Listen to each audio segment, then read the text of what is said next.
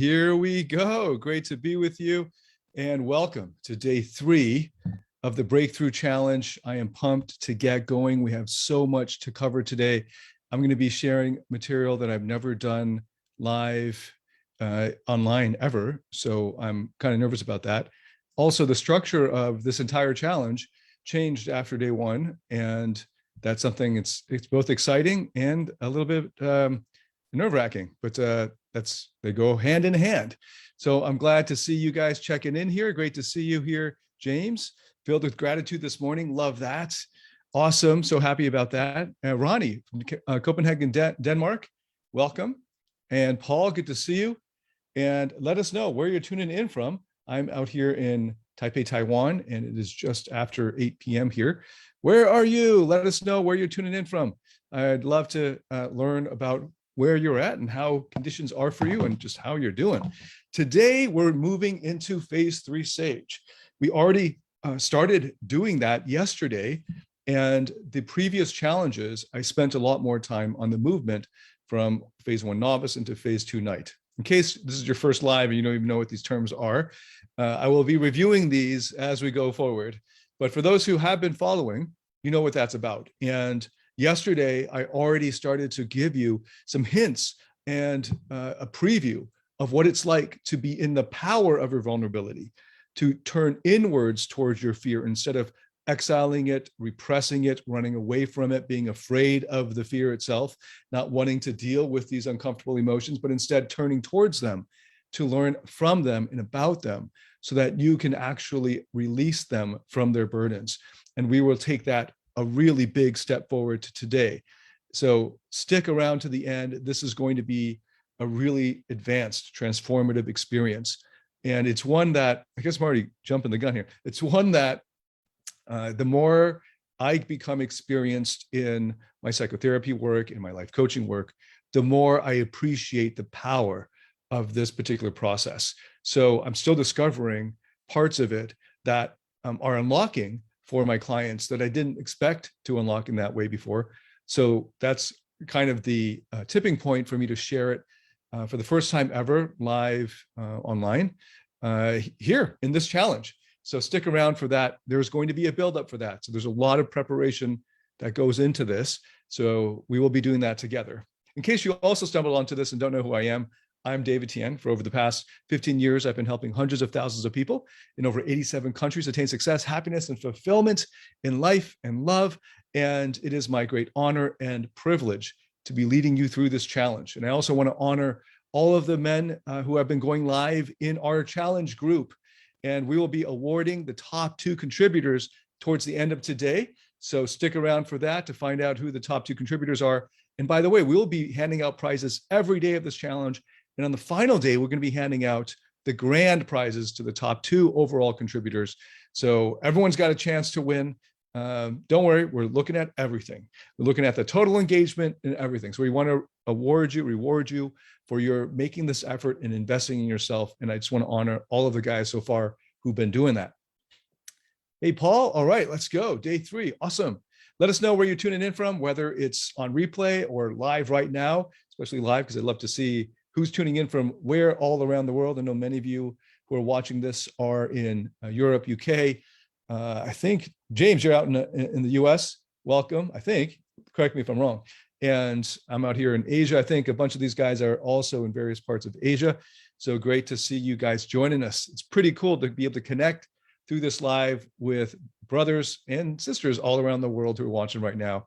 And of course, on replay. So today is the middle of the 5 days. And this is sort of a bridge. I've been more focused on helping guys who are in phase 2 already to graduate into phase 3. And a short form for phase 2 is an achiever. I call this the knight. Another word for it could be warrior. Warrior might be more apt if you are in a more physical profession like an athlete or something. It's the same sort of mindset. You approach, whether it's you approach that field of business or science and tech, or your athletic pursuits, whatever that is, approaching it with the phase 2 knight approach, that's what they have in common. So I'll just call them achievers. I have been focusing a lot on helping achievers move up into the next breakthrough. And again, breakthroughs are like a totally different dimension. It's not just doing the same thing that got you to this point as an achiever and then applying it to your emotions or something. It's actually a completely different approach. And it's a completely counterintuitive approach. It's one that is actually going in the opposite direction, which is why a lot of achievers fight it and go like sort of like saying, hey, the door is that way. And they keep going this way because they've been going forward this whole time. And it's an about face and a turning to inwards. And I've already been starting that with you yesterday. For those who don't identify as achievers, I feel for you. I've been working with a lot of you also, especially on our online coaching group and courses. And I've been hearing from a lot of you on YouTube and in comments and messages and things like that. So I've created a lot of content for that as well. But there's also plenty of useful content online just to get your ass moving. Right? There's a lot of that. I kind of parodied that using the, what's the name of that actor? The Just Do It. Name of the actor right now is escaping my memory, but you all saw that yesterday. And if you can't remember, you can go back to that and I will probably remember halfway through this. And he did a great job just parodying that approach to self-help. And even though that is a parody, there is a kind of inner drill sergeant that can help people move forward to just getting their goals done, not taking excuses, not accepting excuses, just getting it done, not being perfectionist either. Achievers are not perfectionists. Perfectionists are stuck in novice phase one, because if you're a perfectionist, you will never get success because nothing will ever be perfect except maybe your grade 5 math test or something. You're always going to have to deal with some degree of chaos, uncertainty. And if you can't deal with that, you will always be stuck in mediocrity. Those who are successful are used to dealing with that degree of uncertainty, and they're warriors. They just power through it anyway. They just do their best and forget the rest. And then they'll maybe come back and make up for it or do extra time and just put more time into it. That's the achiever's approach. That's the approach I took through most of my life in my teens, 20s. I even took that approach and applied it to dating and mastering the area of social life and dating. And it got me quite far on the outside, like looking at the outside, the outer results. And I'm going to share today and tomorrow the limitations of that. I kind of already started telling you about it yesterday, but today we're going to really go deep into understanding and experiencing what that's like. But if you're still stuck in phase one novice, where you don't have a greater purpose or drive in life, you're kind of just coasting and just going through the motions, I highly recommend that you repeat that day one meditation and the meditations in day one, as well as the first one from yesterday. And I have a whole month dedicated to guys in phase one novice and bring them out of phase one. And there's a whole series of guided meditations. There's a whole multi-hour process that's in the legendary coaching group dedicated to these guys who are starting off in phase one novice. The price point also of legendary coaching group is cheap enough for guys who are in phase one novice because they probably aren't that successful world on the outside as well in worldly terms.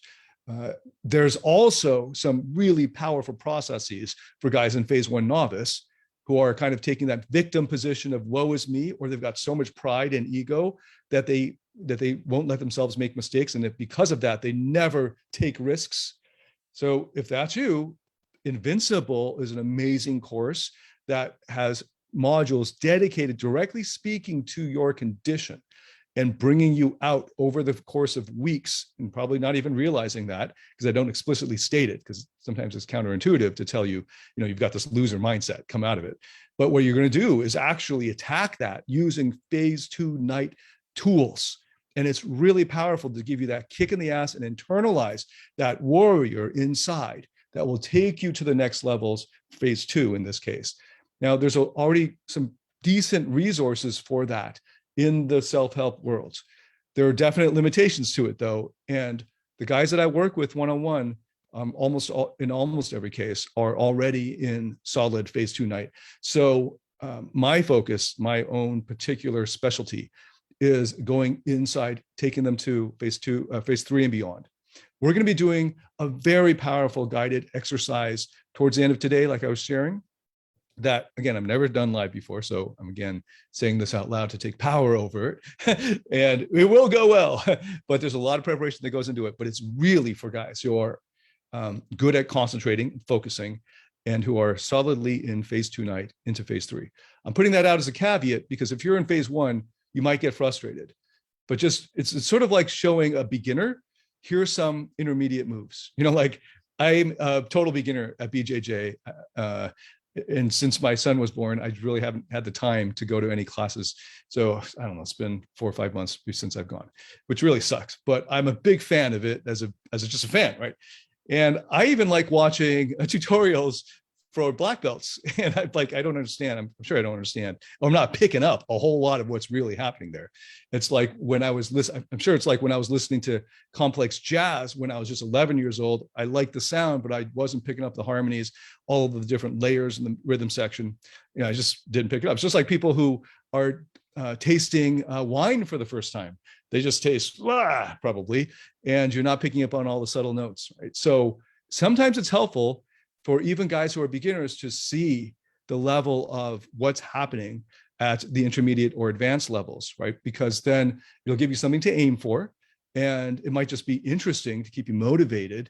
And who knows, maybe it will make sense to you and you're maybe further along than you thought. Okay, so you don't want to shortchange yourself. But we got 5 days here in this challenge. So we're down in day 3. So we're taking it up a notch. It's okay if you can't keep up, especially today's meditation. It's going to be quite advanced. But if you've done a challenge before, this will be especially perfect for you. A challenge with me before, then this will be especially perfect for you. It's the first time we've ever done it. Okay. Hey, Andrew, good to have you joining us. Shia LaBeouf. I don't even know how to pronounce that. Is it Shia LaBeouf? Thank you guys for typing that in there. Thank you very much. So the fact that you're on here, I just want to mention also to go from victory to victory, you have committed to your growth, to your mastery, just by finding this live. By the way, my profile and the page has some kind of shadow ban on it in Facebook. So Facebook is choosing to show this organically to a very small percentage of people who wanted to actually see this. We have over 222 members in our challenge group. And I don't know how many people are seeing this right now. So I'm doing this through the page instead of my profile as we were planning to do, because the profile is hit with a shadow ban. So the fact that you're on here means that you went and found this. You purposely went and refreshed your app and you found this. So I want to honor that. Congratulations on finding this. And whether it's with me or someone else, continue to commit to your growth, commit to your mastery of your psychology, of success in getting the goals that you want in life, and to your breakthroughs. Because if you're not growing, you're not going to be happy. It's a relative thing, right? So it doesn't matter if you started off at the top. In fact, if you started off at the top, there's only down, and it's just misery after that. So you hope to God that you're not at the top yet, because then there's nothing else really to look forward to. And phase 1 novices don't really get that. They just want to rest all the time and not have to work. But when you're doing phase 2 night properly, the way I'm showing you, and then in the subsequent phases, the thing what other people, especially phase 1 novices, think of as work, and it's an unpleasant or uncomfortable thing, by that point, to really succeed, you will have reinterpreted, remember, emotions equals phenomenology plus interpretation. You will interpret those emotions as actually pleasant, even though other people experiencing the same physical sensations would consider them unpleasant. It's just like working out. You start to enjoy the sensation of it. And there are people who've been sedentary for decades and then suddenly from a challenge or something start running and it's burning, their lungs are burning and they're like, this is hell. And there's some people who actually get a dopamine high from that same exact sensation. And it's a reframing of it. And that's what happens in phase 2 night. Okay, so I wanted to just review that for you and then also acknowledge those who are still in phase 1 novice, for whom this today and tomorrow and maybe the day after as well. The day after, I'm kind of wrapping it up and bringing it full circle. So we'll also speak to phase 1 novices. But this material and tomorrow's might actually go over their head. And I just want to acknowledge that it's okay. And you can come back to this later. If you join the Legendary Coaching Group, if you get any of my more advanced courses like Rock Solid Relationships, it will speak to you at the level you're at. And then there's going to be all this other material that will be more advanced for you. You can come back to it as you grow. The courses that I make grow with our students.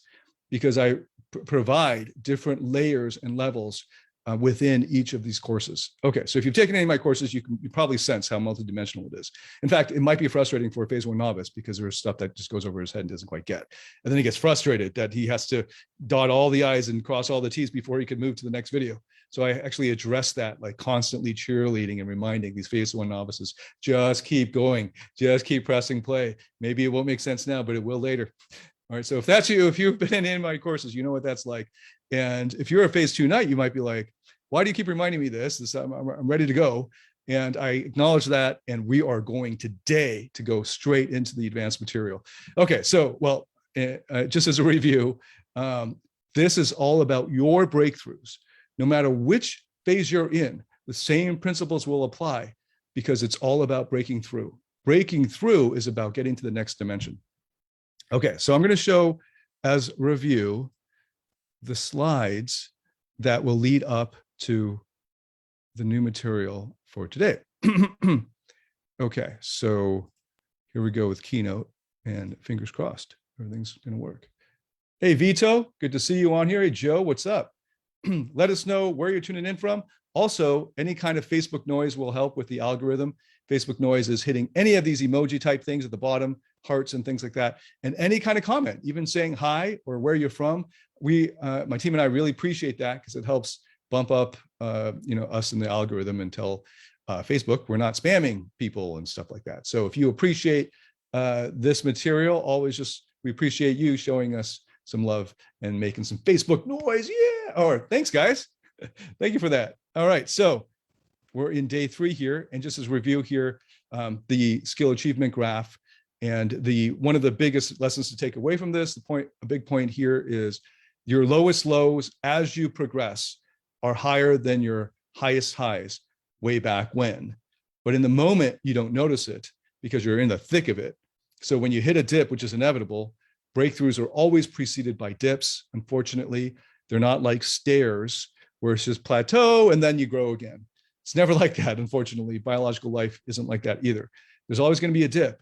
And if you resist the dip, or if you don't know what to do during the dip, and you try to climb out of it by going backwards because you're too afraid now, and you're scared of the dark tunnel because you don't know where it's going to end, then you're never going to grow. You're just going to, and in fact, it takes as much energy to climb backwards as it does to keep going.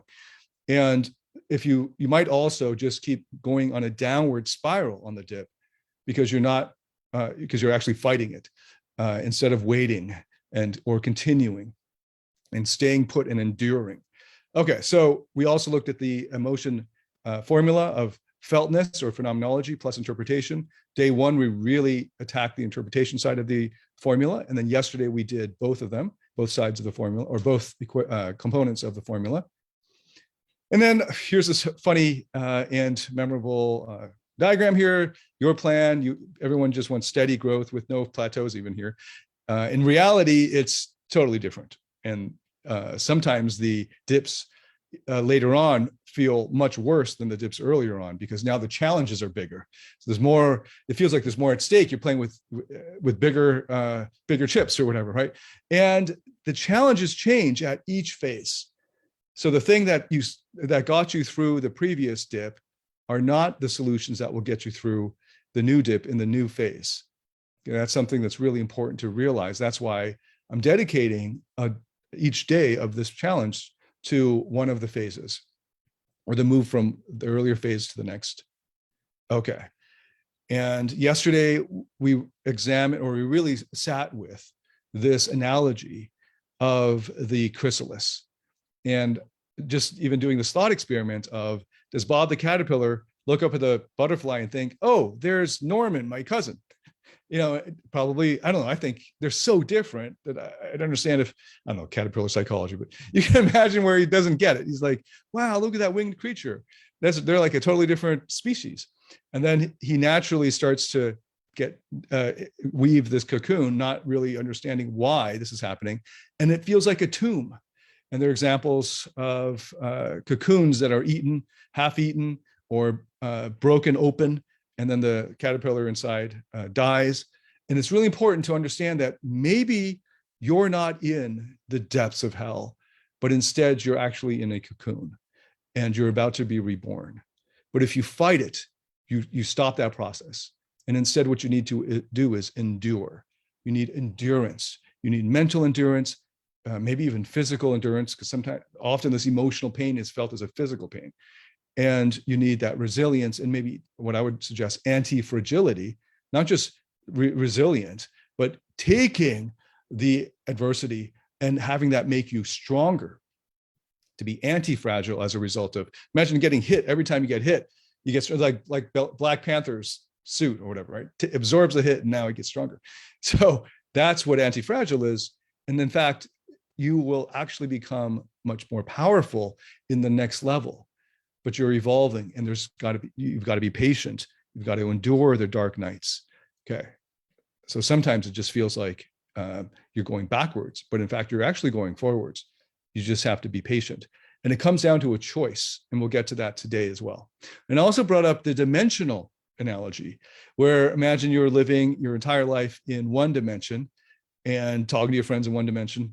And then your friend says, I've heard there are two dimensions, and you can't even imagine it because your whole life is just one dimension.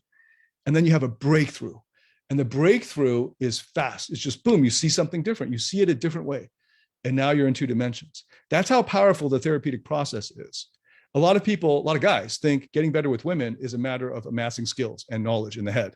Like, I'm going to remember, and this is the way we approached it back in the day as a Phase 2 night, memorizing routines, stories, material, and rehearsing it over and over and over. So it's like you're like in a video game and you got lots of different weapons to pull out against the bad guys, so to speak. And this was actually the analogy used in Neil Strauss's book, The Game. It's like a video game, right? The Game. And unfortunately, my friends and I were really freaking smart. So we memorized a whole ton of stuff and we were able to regurgitate it. And this actually created a lot of problems. But even when I adopted a much more natural approach to game, I still ended up developing narcissistic patterns. I'll get to that, especially tomorrow. But what happened at each stage is you suddenly see that there's a new way that, in fact, you didn't have to work really, really, really hard at it. You just had to endure and then see a new perspective that's always been there. Just like your worth has always been there from birth, but you just don't see it. You don't appreciate it. That's the average dude. And that's why he has to do all of this other stuff to feel like he can attract her. When in fact, if he would just be able to be fully confident in who he is, which again, it's like telling a one-dimensional person what life is like in 3 dimensions. They can't even imagine 2 dimensions yet. So in many ways, we're already moving into the 3 dimensions. We're in Phase 3 now. And if you're stuck in Phase 1, some of this will go over your head. It's okay though, like I said, it's all right to watch some black belt or whatever, brown belt stuff. Okay, so different dimensions. And then we also yesterday went through achievement from fear versus achievement from desire, and how stress is the achiever's word for fear, borrowing this great phrase from Tony Robbins. And then examining our critical parts that might actually just be afraid. And then invoking this, the ending of Monsters, Inc. makes me cry some serious tears when Boo opens the closet door looking for Kitty. It just kills me. And if you've seen this movie, you know what this is getting at. So hopefully that's jogging your memory. Hey, Edgar from Utah, great to have you join us. And John, good to have you join us as well. Okay, and then we did a really powerful letting go exercise. And that also incorporated a bunch of other therapeutic processes embedded in that meditative exercise. It was chock full of powerful processes. And the challenge involved gratitude. Okay, so I really appreciate all the guys who went live and did the challenge. You guys are awesome, and we'll be awarding the top 2 contributors later tonight or today for you. Okay, so before we get into the next thing, I want to pause here and just tell you about, I've been saying a lot of good things about Phase 2 and why Phase 2 is so powerful. And I also want to emphasize that there are a lot of downsides to Phase 2, where eventually you get to the point where if you're doing the same thing that was maybe exciting to you at the beginning when you first started doing it, and it was intrinsically rewarding, whatever it might be for you, computer programming, science stuff, maybe some engineering, whatever it is, playing a particular type of music or something like that. And you just keep going at it, practicing or working at this thing for 50, 60 hours a week. And at the beginning, it was great. But then later on, it starts to get old because now there's something greater that you're yearning for. And if you keep doing taking the same approach to life, now at that new level, as you're coming towards the end of phase 2 night, and you keep grinding away like that, you're going to be burnt out. Very likely you will be finding yourself with a sort of short fuse, or like, in other words, you get triggered more easily, or you find yourself more depressed. And those are the results of that's what happens to us when we repress other parts of ourselves, particularly in phase 3. To make it to phase 3, you're going to have to rediscover and turn towards and pay attention to, attend to your vulnerable parts, your vulnerability. And when you're just going for it in phase 2, very often you don't have the luxury, or maybe it's not a priority, to explore your vulnerability. And that's to your detriment in the long run. But in the short term, it means that you'll be able to pull the all-nighters, burn the midnight oil, sacrifice your personal life for your career or whatever the case may be.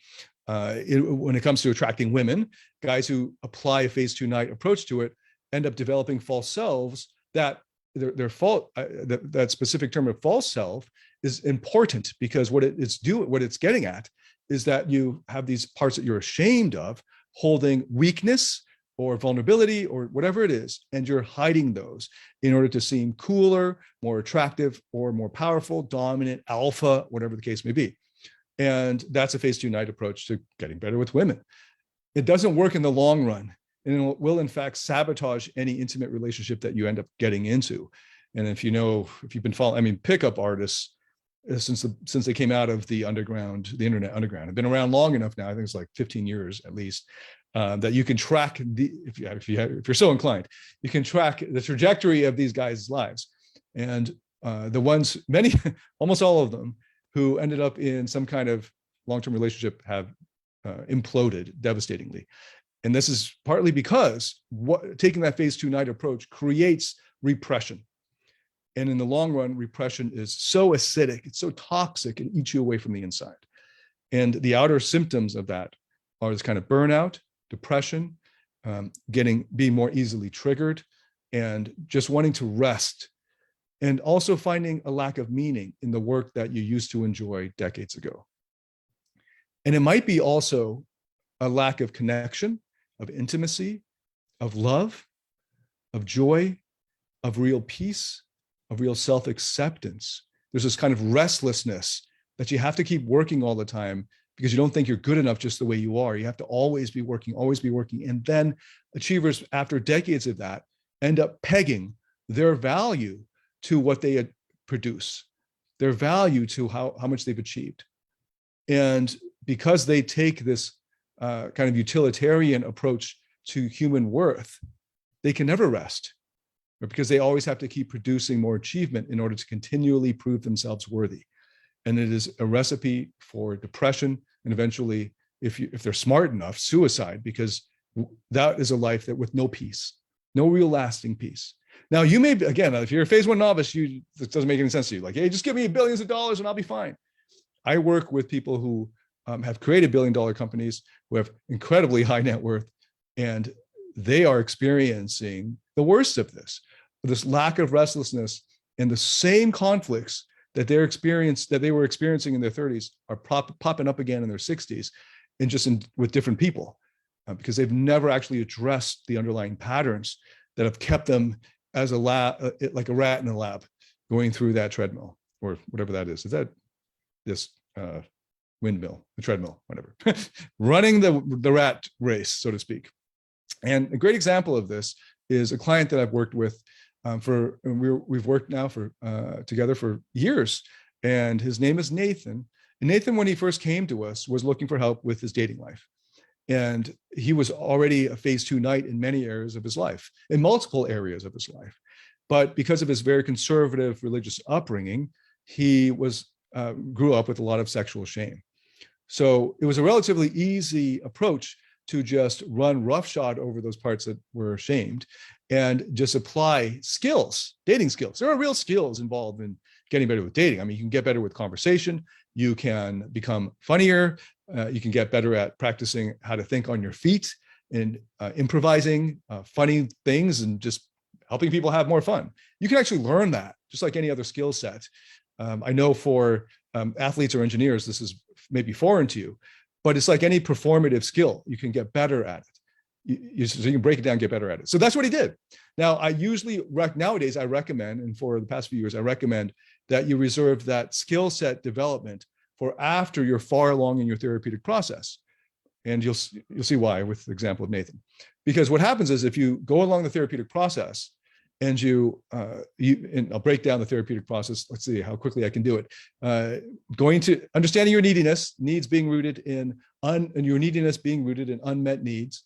There are parts of you that have these unmet needs so that you can, and then you go and meet as your higher self, the needs of these parts of you that are not being met, help them release their burdens. And now you have an unburdened part. And then you just keep doing that for all the various parts of you that are burdened.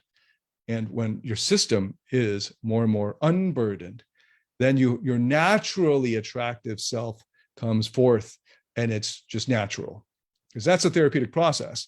And you're not focusing on memorizing lines or stories or learning how to be funnier. You already are funny.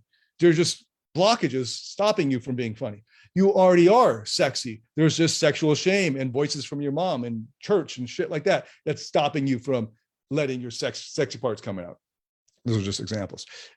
All of those, you're also dominant, but there are parts of you that doubt, that won't let you be assertive, that don't understand your values, because you haven't thought through that yet. So they're like, is this the right time to be dominant? I don't know. There's all of this self-doubt, these various parts that have these burdens. So when you remove the obstacles, then naturally flowing forth are these naturally attractive qualities that you now have access to. That's the therapeutic process. Now, even though you already have a natural propensity for playfulness, spontaneity, adventurousness, easygoingness, etc., you can grow those. And then the dating skills, knowledge, and training then kicks in at the later stage, and it's so fast, you pick it up so quick and you master it so quick. That's what we've discovered in all of our test groups, and that's the way I do it now. There's still a place for that. So with Nathan, who joined us many years ago, I was still figuring this out. So we had everything going at the same time. And he really got into the dating skills material because he's an achiever. He's a Phase 2 9. It just makes sense. It's just logical, step by step, memorize stuff. So my wing back in what was it, 2004 was a medical student. It was one of my first real wings that we went out every night together. It's kind of weird, but we would always just wing each other, right? For a whole semester. And his memory was crazy good. He was a med student from an Ivy League school. And he would beat me on the memory, but basically it doesn't matter how much material we thought we had to master, we would go and master it. Of course, that creates all kinds of problems in mental health down the road, which we'll see here with Nathan. So Nathan did the same thing. And at the time, we also had these therapeutic processes, and he didn't really pay so much attention to that at first. And he really went with the dating skills material, and he got really good at it. He was dating multiple women, models, women you see on TV and all of this stuff. And he was doing really well. In that sense of his dating goals were far surpassed. And this was in a matter of months. And then there was a pattern that started to occur that he noticed over the couple of years after that, where he started to feel really lonely because the girls that he was seeing, he would lose interest in any girl he was seeing after seeing her for several weeks. And he couldn't find a woman that really excited him. And he always felt like he was pulling away. So he came to me because now he's like, I really want a relationship. I don't want to just keep hooking up in this sort of surface level kind of fun. I now am yearning connection. And it'd be nice to have what you have, David. This is really cool. I want to see what you have in that. I would like to experience some of that. So then I said to him, well, there's all this material that you just kept ignoring. Let's try that now. And he dove right into therapeutic material. It was really hard for him because he had actually a lot of childhood trauma that he was repressing. But as he went through this material, it lightened the burdens that he gave up and let go of. And after a couple of years of going deep in this therapeutic process, he was able to realized that his fear of commitment came from his dynamic with his mother and all this other family of origin material that is psychotherapeutic in nature that came about, that he discovered as a result of some of the meditations that we'll be doing today and tomorrow and the next day, that have you turn inwards, that aren't just about accessing your warrior energy, but are even deeper in the sense of going to those exiled or repressed, vulnerable parts of you that are holding that yearning for love and connection and intimacy, but are too afraid because they were hurt before when they reached out to try to get it. And then as a result of being hurt, other parts came in to protect them. And so there are layers of these protective parts. And he did the therapeutic process to uncover this and have them step back and heal them, etc. So there's this healing process that was occurring. And as a result, he was able to have this sort of empowered relationship where when he started to feel that tug inside to flee, to not be vulnerable, which is what really was at the root of his commitment, problem with commitment, afraid of opening up, afraid of getting hurt down the line. Then he was also able to see in the women that he was dating the same kind of complementary wound. And then he was able to go from there and is now in a relationship that is going strong, even despite the pandemic. So we shall see how that goes. But the fact that he's on this path, I'm very confident he'll be able to navigate through it. Okay, so this is the story of Nathan. What about yours? And what I want to present with you here and to lead into a meditation in a minute or two is that it's a matter of choice. Actually, I guess we don't really need that slide there. That it's a matter of choice how you approach the tapestry of your life. That if we look at the chrysalis example, the very same phenomena, you could interpret it as, this is the end, this is it, I can't get any better, there's no way out. And if you literally can't find a solution for it, it could seem that way. The evidence could point that way. But the evidence could also point to you being in a chrysalis, to you being at this point of transition. And you're so close to breaking through, but you've just got to stick with it. You've got to endure. And that element of endurance is necessary. It is essential. It's required to be able to break through to phase 3. Because this transformation is not going to be created, or you're not going to get that breakthrough the way you did it in phase 2, where you just worked really hard and kept at it and kept doing stuff. Okay. Phase 3 is about a quieting. It's about a turning inward. It's about a sitting with.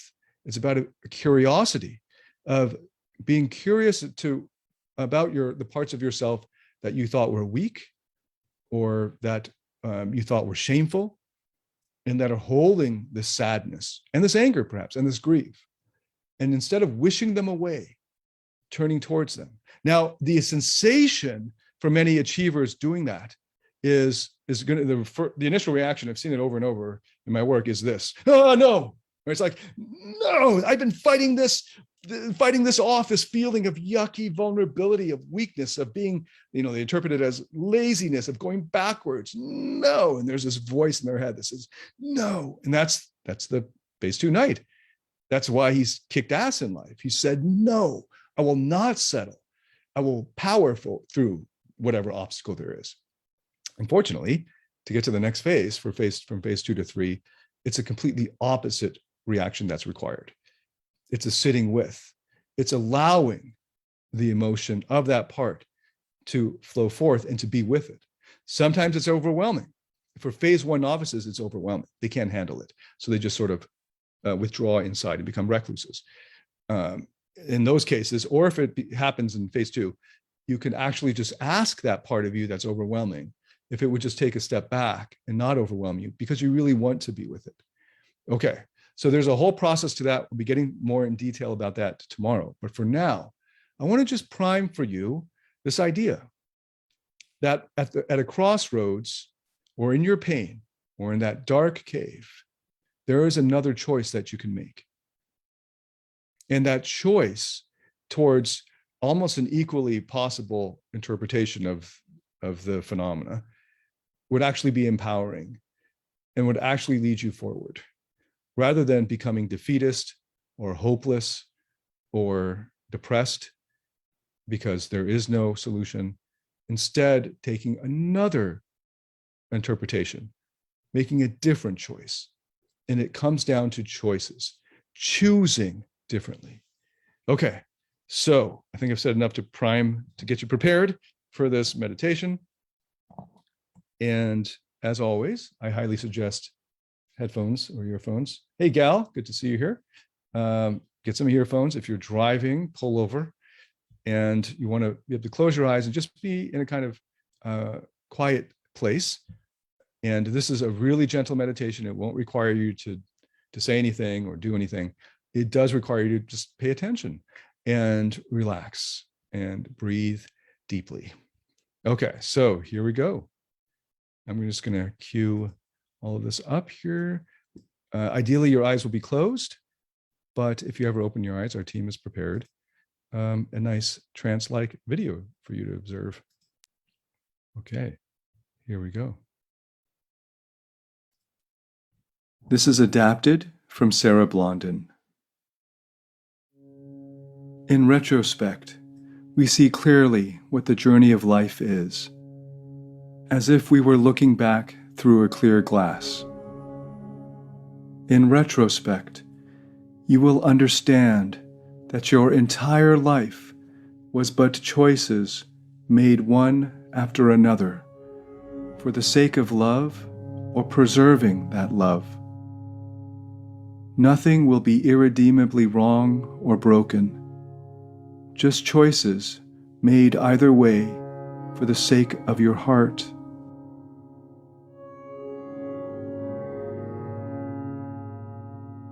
Perched above your experience, you will one day see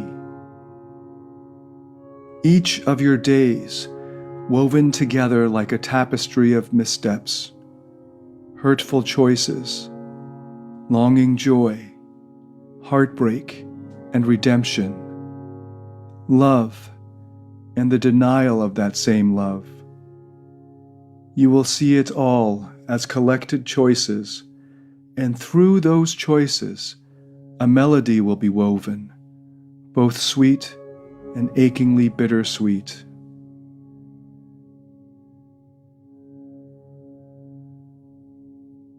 Each time you choose something as you will, that causes your heart to break in longing, in seeming disrepair, each time you make a choice you think took you farther from the love you long for, think again, dear friend.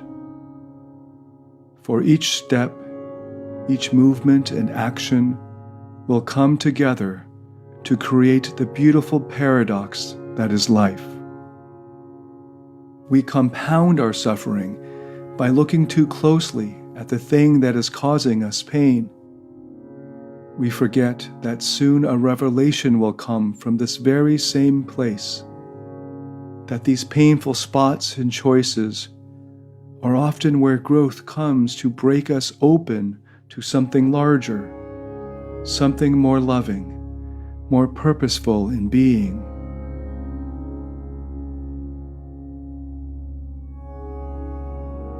If you have lost hope, if you feel you have landed yourself in a landscape of ravaged earth and drought, where you're sure your heart has left your chest, please just rest and hush now. You have only to try again. Just choose again. Choose anything but remaining complacent in your pain. Choose anything other than running from your present and yourself. When we escape ourselves, it is because we feel too ashamed, too broken to look into our own eyes, too disappointed in the unraveling of all our well-laid plans. We are so afraid of the thunder and lightning clapping at our heels that we keep running from ourselves, when really the storm has come to wash us clean, come to quell the drought, to feed our earth. If you have been avoiding quiet moments, these intimate moments with yourself, you are avoiding the gift of life that is seeking to feed you.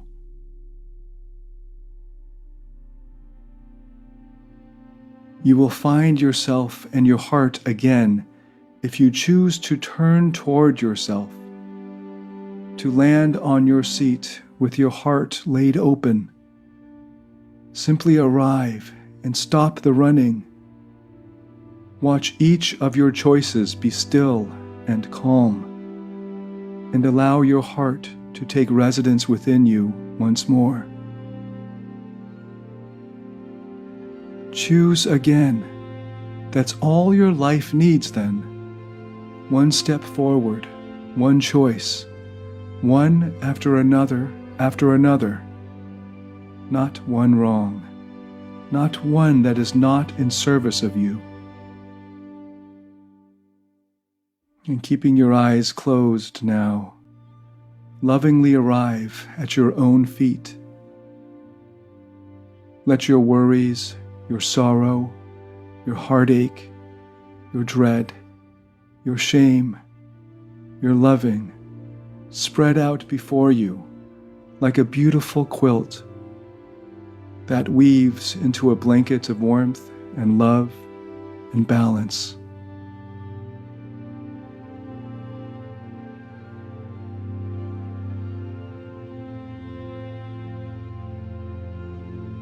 Nothing you have chosen is wrong. Nothing you have chosen does not fit into the fabric of your life.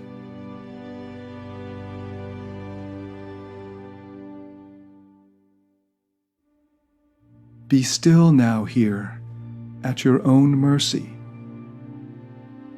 You are in the process of writing a symphony of divine compassion and love. You are learning. In all of your choosing, you are learning. You are remembering what you are. Please hear me when I say, there are no stains on the quilt of your life. If you choose one next thing, choose to arrive here like you have now, to give love to each part of you grown distant from your center. This is the place that will create movement and momentum in the direction of your heart. Arriving here often will help you choose more of what will bring you joy, will help you love your journey.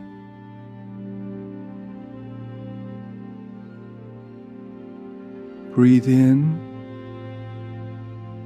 and breathe out. Be washed clean of your worry.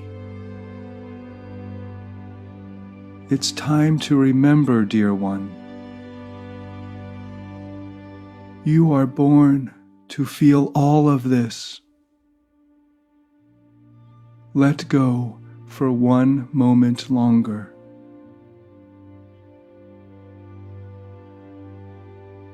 Waste no more of your time worrying that something has gone wrong. For in retrospect, my friend, you will see through a clear glass the pieces that came together to make your heart beat stronger than it could the breath before.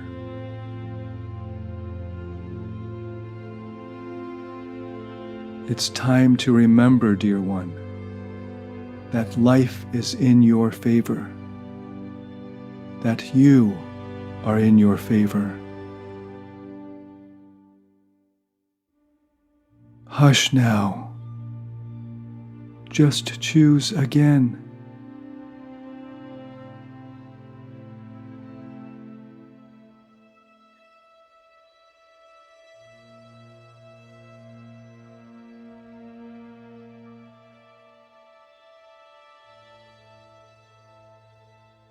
All right. How was that for you? How is that for you? Type that into the comments there. Just going to have keep some background music here as we take a few moments here to hear from you on how that was for you. Okay, cool. So I've got about a 15-second lag between when I say something here and it shows up in the video. So I've got to make sure I take that time. And then I'm going to allow you to enough time to type into the comments.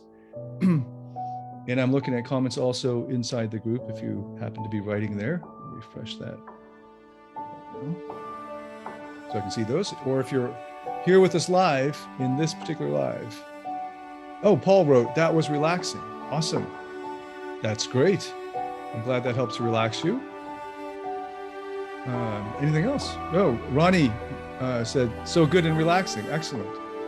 I'm glad that helped to relax you. And it was making this point about trust and about faith.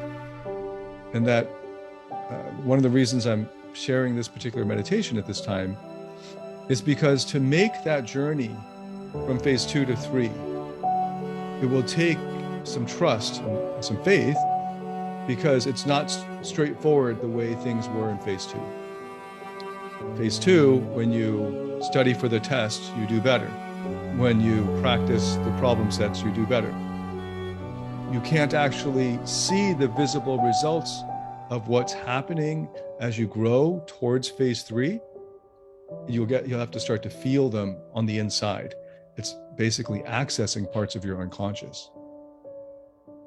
Okay, great. So Ronnie wrote, don't be afraid of changing. Excellent. Right. And it comes down to a choice.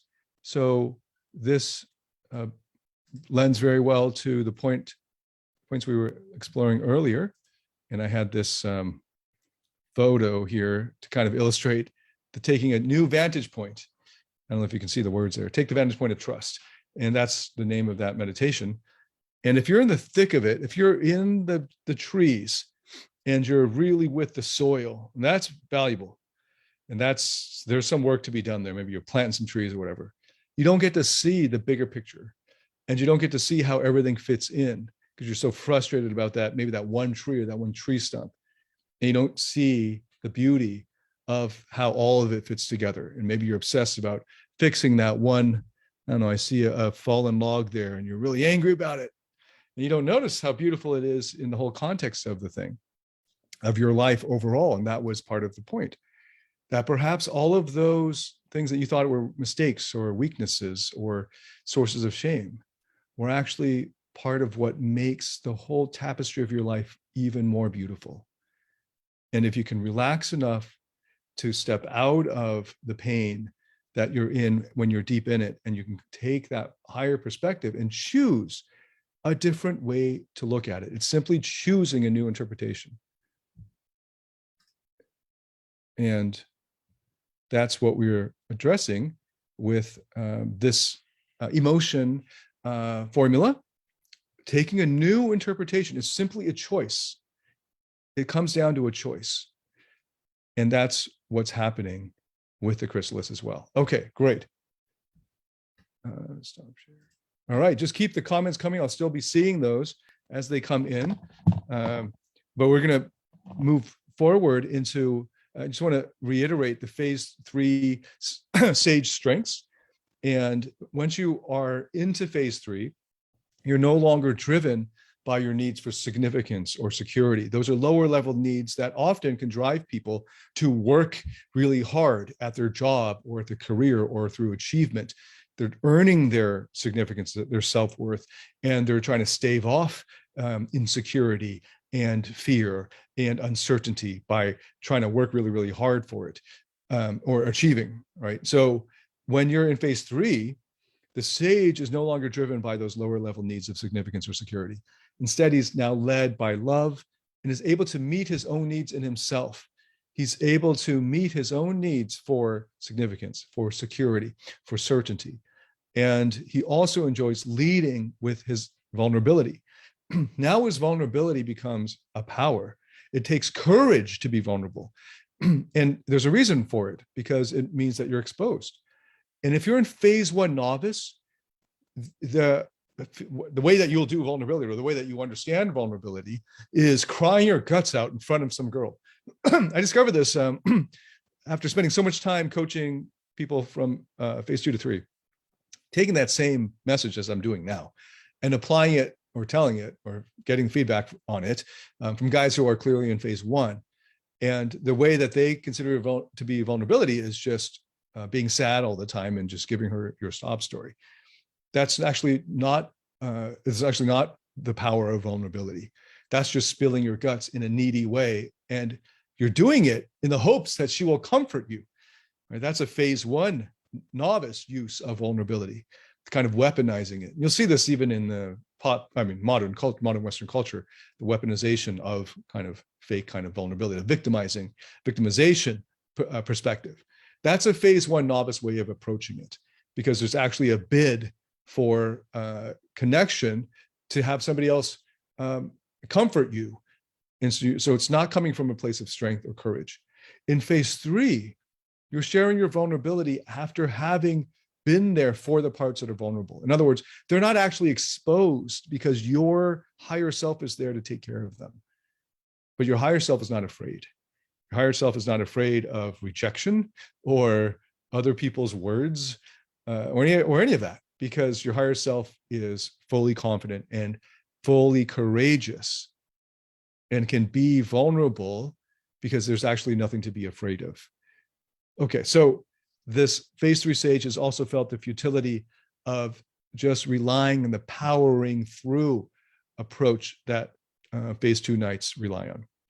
Okay, how does he do this? He turns inward. He understands his vulnerability.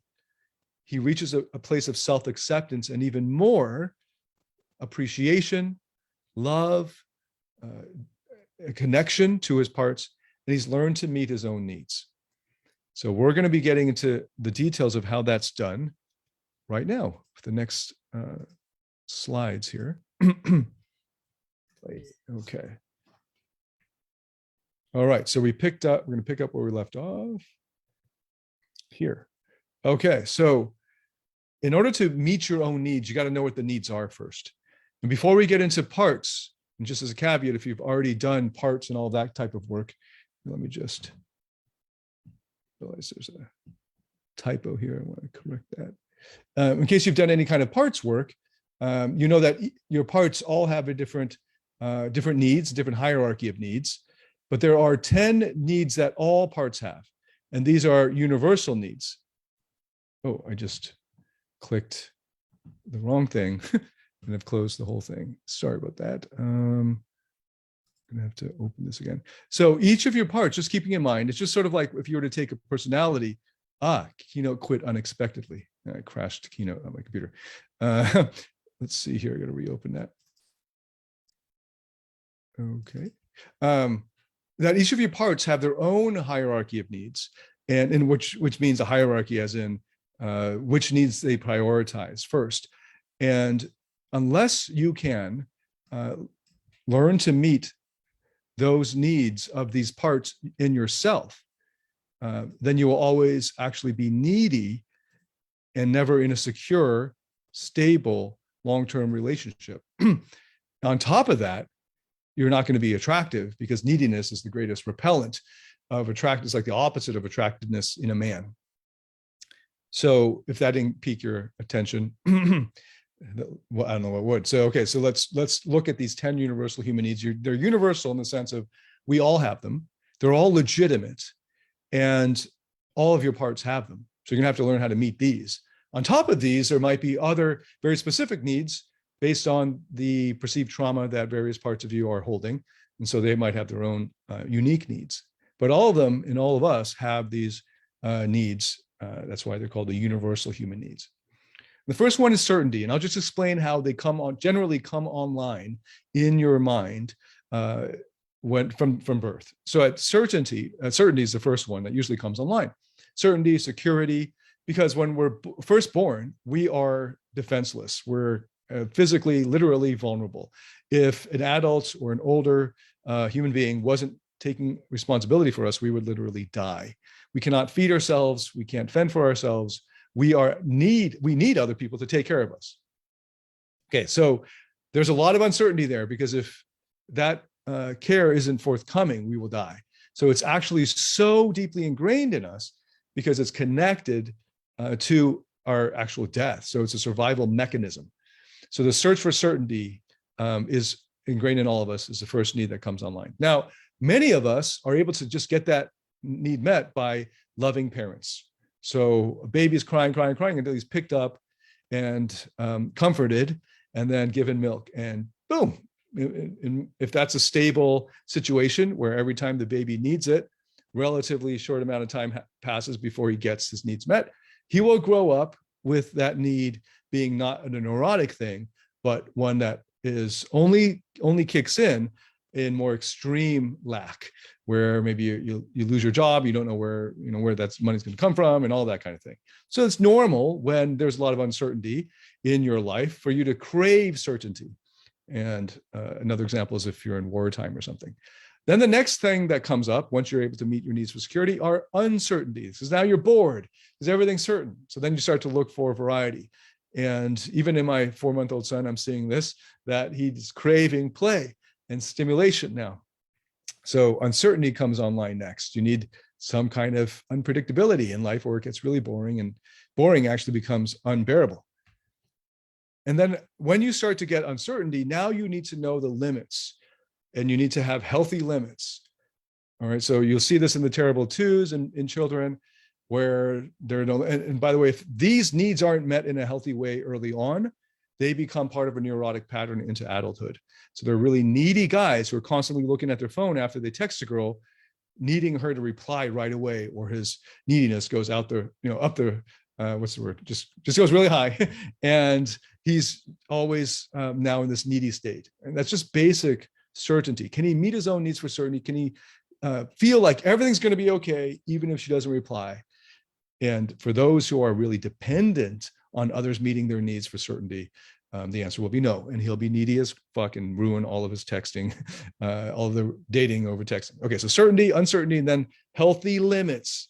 And there are some bullies and other tyrants, emotionally or physically, who lacked restraints early on. And in fact, there's some research to suggest that psychopaths, when they were younger, didn't have healthy limits placed over them, and narcissists as well. So they developed in a way that became maladaptive. So once you have these healthy limits, generally when you hit 2 years old, the terrible twos, children will be actually acting out, and you need to gently, lovingly set these limits.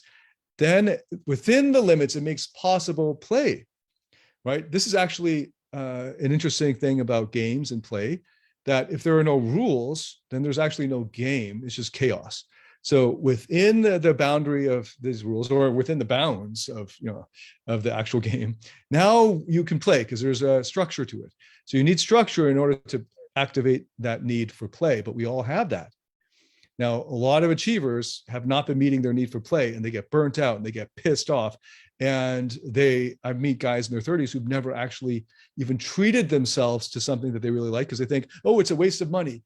They're not even really investing in what their inner child really enjoys, because they've been in denial and discipline. And that's because that's how they were taught when they were children, as if play was some evil thing. This is very common in Asian homes, or very high achieving, really driven households, where play was a very tiny part of the week and had very low priority in life. And then as they grow up, the first thing you need to do if you want to attract a woman in a social setting is you have to have fun. I mean, that's just got to be in an enjoyable state of mind. No one likes to meet someone who's not, who's like in their depression. It's not fun, right? Especially if you're on a date, or if you're in a bar or at a party. Rule number one, you got to be able to have fun. And guys who have not been meeting their need for play don't even know how to do that. It's like the first step, have fun or enjoy yourself. I've never thought that was a priority in my life. Therefore, I have no idea how to do it. And they are like robots, engineers. I know how to computer program everything, but I don't know how to have fun. So they have to relearn the sense of play as adults. After you have the sense of play, often what then comes online is significance. And it might even come online in terms of the game itself, where you want to be the winner every time, or it's really important for you to get picked or, to be on a team or something. But then significance becomes important in terms of this worthiness. Often this coincides with when we go to school and we start getting graded and we start getting brainwashed by the elaborate daycare system called school. Okay, so then we strive for significance and we get graded a whole along the way. And then you're just supposed to follow the rules and you're supposed to be rewarded as a good boy. And eventually that fucks you up for the rest of your life and you end up in phase 1 novice. Or you achieve, and by dint of hard work, you actually become significant because you're the one who keeps getting the A's and you keep winning the contests or whatever. And then you actually run up against other problems because these are all really low level needs. And now your significance is dependent on other people and external circumstances. And so your self-worth is pegged to your performance. And this performative self-esteem will sabotage your happiness and fulfillment and love in the long run as well. So in all of these cases, all of these needs can be met in unhealthy ways and healthy ways. If early on they were met in unhealthy ways, or if you sought to meet them in unhealthy ways, then that pattern gets set in your brain. And it's really hard for you to imagine, even in terms of just like creatively imagine, meeting them in healthy ways. So it's sort of like, this is why the therapeutic process is so important. So after significance, the next thing that comes online is the need for autonomy. I'm just going to go more quickly through this. And then once you have this kind of independence as freedom, then you'll start to feel a need for connection. Often when you have met your need for significance and autonomy, you're on your own. You're sort of like, you're the one who stands out from the class, and you're going to have people who are jealous of you, envious of you, and you're going to stand out and sort of be different and separate from everyone else. I wrote early on when I was starting my blog I don't know, like 15 years ago, called The Asian Rake, which is now gone, so don't bother looking for it. But my old username on the pickup forms was Asian Rake.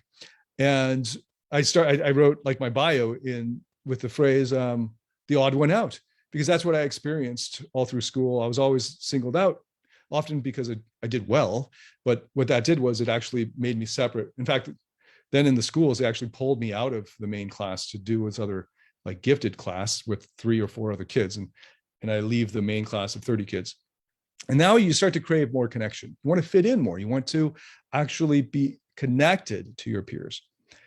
Once you have friendships, or you feel connected to nature, or you're able to meet your needs for connection, even a healthy way is going out in nature and connecting with the universe, the natural universe, because we are part of that. But you can also meet your need for connection just by sitting in a busy Starbucks. That's something that I did pre-pandemic to just remind myself, despite the very solitary nature of my work on the computer and so on, being in a place or a co-working office just put me in connection with other humans. And that was a way to meet my needs for connection. But then what comes online is a need for intimacy, not just friendship or acquaintances or connections, but also a much deeper level of connection, and one that is unconditional. Okay, so that's love. And I could talk about love for hours and hours, and there are many different ways of breaking it down and explaining it. I'm just going to leave it here for now. And then after you have met your need for love, often what then happens is your need for growth becomes stronger. Because now you've gotten everything taken care of. You've got your lower level needs now, and you're feeling this, your need for love is taken care of. And the natural thing is to grow. And then after you grow for a while, the natural thing is to contribute. And when you're at that highest level where your highest need is to contribute, then the growth becomes to grow in order to contribute. And for those of you who have children, you might have realized, hopefully, that can be one of the biggest motivations to later in life go back into that achievement mode, because now you're doing it out of, probably, hopefully, because if you love your children and your family, you're doing it out of joy because you're taking care of your family by working harder. And hopefully you've discovered some work that is also has elements of play and autonomy in it, and connection and uncertainty, and that you're very well aware of the limits of what you can do and your roles and all that. So it meets many needs, and an activity that meets many needs in a healthy way becomes a really powerful and also kind of addictive in a good way pursuit that in one go you can meet many needs at one time. Notice that a good relationship can also meet many and if not all of them, within that relationship as well. And each of these needs at the higher levels then unlock powerful ways of, in different perspectives as you move back down the ladder to certainty. So if you're driven by contribution, certainty is like an afterthought. That doesn't even really bother you because you know how to meet that need. Okay, so these are the 10 universal human needs. It's important that you know what they are. All the parts of you have these needs in common. I have them, you have them, we all have them. These are just things that are maybe ingrained in our DNA. It's part of our survival mechanism. And it's also just logical, hopefully I've made that clear, how the progression would work for many people. Now, if you go backwards before that need for certainty, all of the neurotic patterns of our parts are based on a fear. I covered that yesterday, where the achiever's word for fear is stress. And how many of you wear that almost like with pride? Yeah, I'm stressed, man. This is so stressful. Oh, all these stresses at work. And that's like an achiever's curse, where they've actually reframed the thing to be something like a badge of honor. And that's actually made it worse for them, because then it's something that they actually don't understand. Because of that vague label now, it's actually papered over the fact that it's really fear, that they're afraid of some negative consequence. And I guess if it's a low level stress, you might wear it with pride and maybe no big deal. But for many achievers, especially towards the end of that phase 2, this is like a haunting kind of phenomena for them, where this low level stress is like a chronic pain. Okay, so if we trace that fear back far enough, it goes back to these primordial terrors. I call them the twin terrors. The fear that you're not enough, and then the fear that if you're not enough, you're not going to be loved. Now, for like 90% of dudes who experience approach anxiety or social anxiety, or let's just call it anxiety in front of a woman that they like or find attractive, where their mind goes blank, their mouth gets dry, they start to scramble for what to say, they get so nervous they're not themselves. That level of anxiety is there. It's a fear. Okay, so that fear is eventually, if you trace it far back enough, it'll be rooted in the fear that you're not good enough. You might be found unworthy, because if this woman were to reject you, that would mean that you're not good enough as a man, or at least for her. And then you very, very much value her opinion of you, even though you don't even know anything about her except how she looks. And at the bottom of being found unworthy is that if you're found unworthy, then you're also found unworthy of being loved. And then without love, we would die. Like literally, if there was no one to love us, even if the state kept you alive in an incubator or something, the chances of a baby who's in a critical state staying alive alone in a little box is very low. And they've discovered that if they just put two babies in distress together so they can touch each other's skin and feel each other's presence, their chances of survival increase dramatically. And that's because they're getting this degree of, I'm not alone here, and this connection. And this is actually ingrained in our DNA, right? And actually in most hospitals around the world, from what I understand, when the baby is born, it's almost like mandated that the mother has, if it's medically possible, to have an hour or so with the baby to have skin-to-skin conductance, where you're getting that connection right out of the womb, because medical professionals have found that psychologically it's so important for their physical health. So there's already clearly, in case any of you guys are from the 50s, there's a ton of evidence for psychosomatic science here. And if you might have heard of The Body Keeps the Score, great book. In fact, that's the first book on psychology I recommend for most achievers. The Body Keeps the Score has been on the New York Times bestseller list, often #1, for over 3 years already. And the book is like over 10 years old. So when it first came out, it wasn't on the bestsellers list, and then it shot up, which means it's even more enduring. Anyway, it's a great book. Obviously, The Body Keeps the Score. It's describing the psychosomatic connection. Okay, and the final thing I want to point out is, once you understand your parts and their needs and their fears, you'll notice that there are 3 main coping strategies that we all took as children in our formative years. And we probably tried all 3, but we chose one as our default. And these 3 coping strategies are, the first is the pleaser. And this is the moving towards, in Karen Horney's parlance, moving towards energy. And in the amygdala, it's the freeze kind of effect. And the achiever is most often a subset of the pleaser. Like you're achieving in order to please. So we pleasers discovered early on that if we pleased our parents, then they'd pay attention to us, they'd give us their approval, their validation, their love, or what we perceive to be their love. So that notice that their love is conditional on us pleasing them. And the type of pleasing would change depending on your circumstances. But for me, it was like doing well in school or showing that I'm intelligent or something like that. Or at least that's how I perceived it as a child. Finding out later as I look back, and I'm in my mid 40s now, I can understand my parents' situation better. I realized that I probably read a lot more into it. Maybe it was the schools that brainwashed me or something. But looking back, my parents were a lot more unconditional with their love. But at the time, I didn't perceive it that way. And I became a pleaser.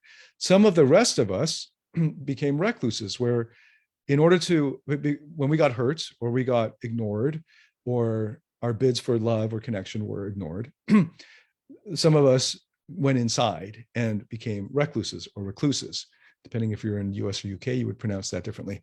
The recluse moves away from, flees, that's the flight response, and becomes a loner.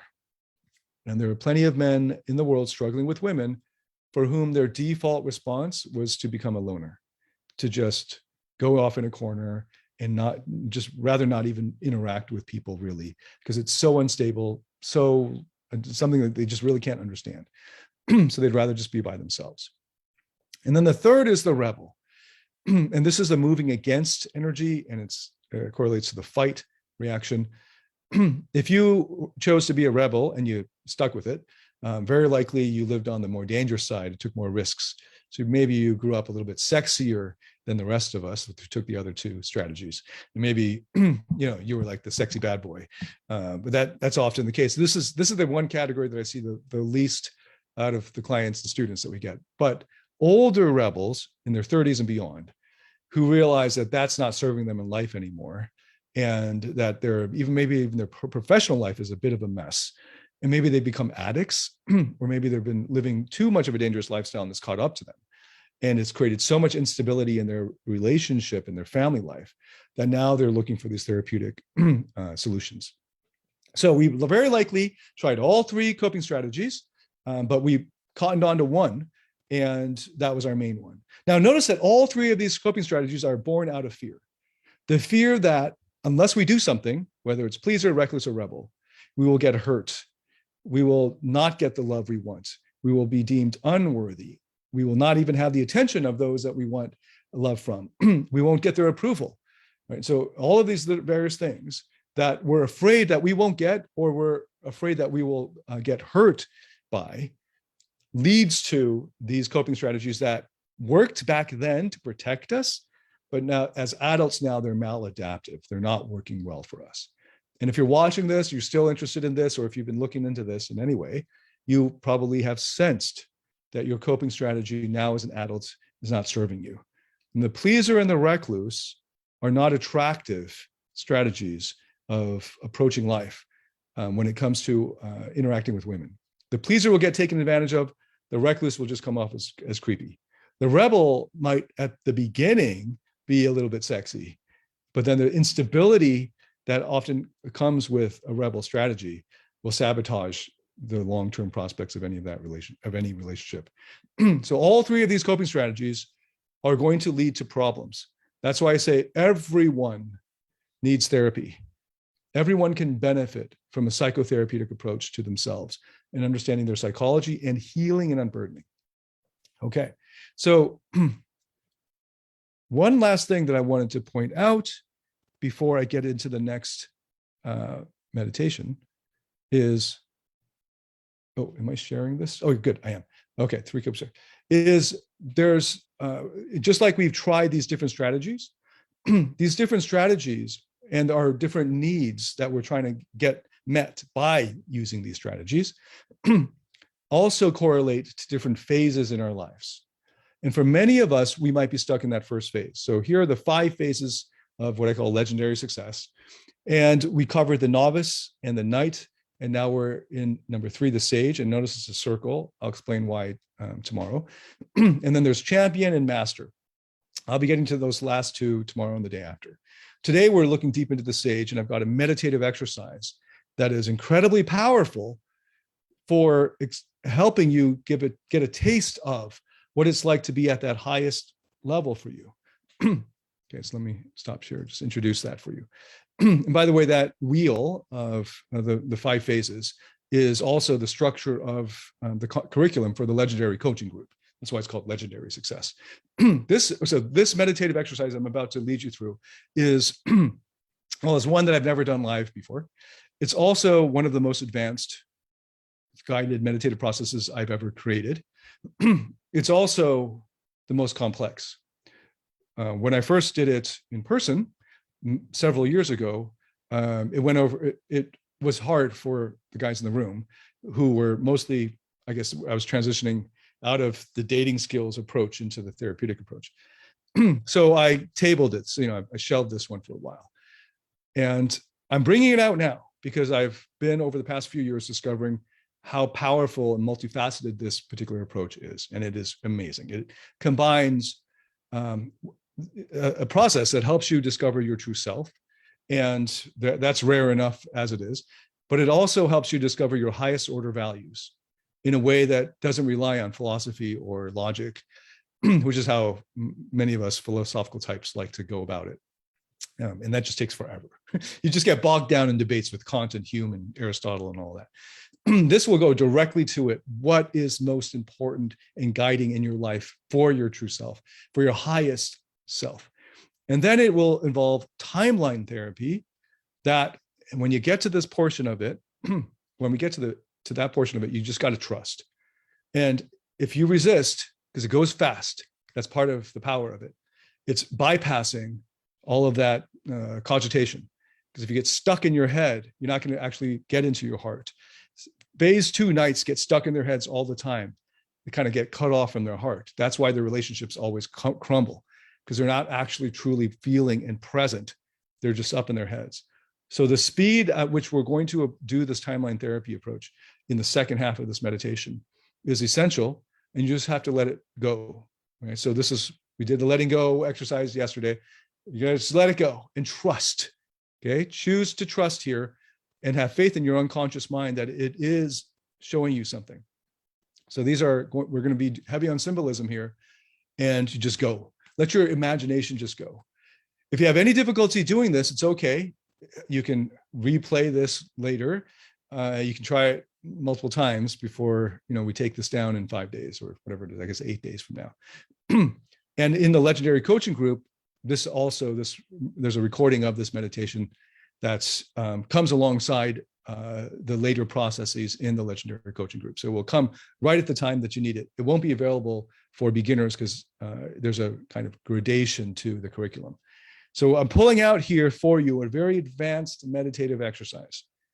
I'm kind of priming for those of you who are still in phase 1 novice to realize some of it might go over your head, especially the second half of it, and that's okay. Okay, just trust that something is happening. And if you just listen along and don't be a perfectionist with it, just do your best, forget the rest, and you can always redo this. Okay, for the rest of us who are ready to go as phase 2 nights, when that timeline therapy comes online, you're going to have to go with it. Just follow the instructions. Don't think too hard about it. Okay, just follow the instructions. I think I've said enough. Okay, so I'm going to prime you one more time. The beginning of it is very important. What we'll be doing is noticing the part of you that's stuck in a pattern that you'd like to change. And I'll just give you some suggestions here. It could be a pattern of being bad with women. Maybe it's social anxiety, approach anxiety. Maybe it's when it comes to texting and you're staring at your phone at this blank screen and you don't know what to say. So you're tempted to copy and paste some gimmick that you learn on YouTube or some ebook.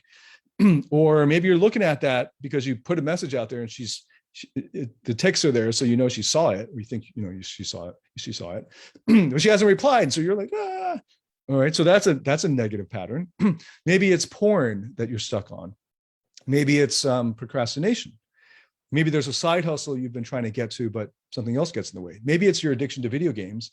And by the way, with the caveat that you're not good enough to be a professional video gamer, but you're just addicted to playing because it's a distraction from getting shit done in your life. Any of those are good. Okay, just pick one to focus on. And there's a part of you that's doing that.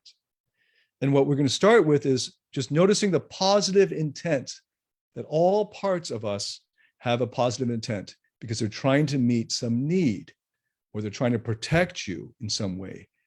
But it's maladaptive now. It's not helping now. It's not leading to more empowering outcomes now. And it worked when it started to stave off the fear or the hurt or whatever, that protective mechanism. But now it's not working.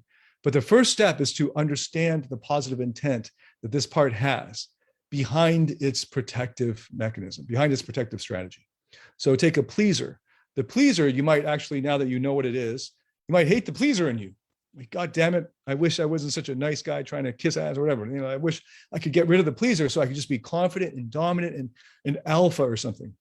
Okay, so that's not the right approach. All you end up with is more repression, because now you're going to exile or you're going to try to exile and repress the pleaser. So you're actually just killing other parts of yourself, or you're exiling other parts of yourself. So instead, the therapeutic approach is to turn to the part of you that is not working very well, or is in distress, or needs help, or needs attention, or is hurting. And you turn to that part of you that you might notice the symptoms or the result of it in your day-to-day life as being bad. You turn to that part of you, you become curious, and you wonder what its positive intent is. But you're assuming, the assumption is, the guiding assumption is that it does have a positive intent. Whatever that positive intent is, it's to, and I'll give you an example. Maybe there's a part of you that is a pleaser, or let's go with the pleaser. It's a pleaser in order to get security, because it knows that if it is able to please the woman, use it in a dating context, then the pattern that it knows is that it will then is more certain that she will respond well. So he's looking for security. So that's the first positive intent, to get security. And then what the meditative exercise will do is to have you imagine fully and completely experiencing that thing that this part is after. And in this example, it's security. So feeling fully and completely secure in the way that this part is really aiming for.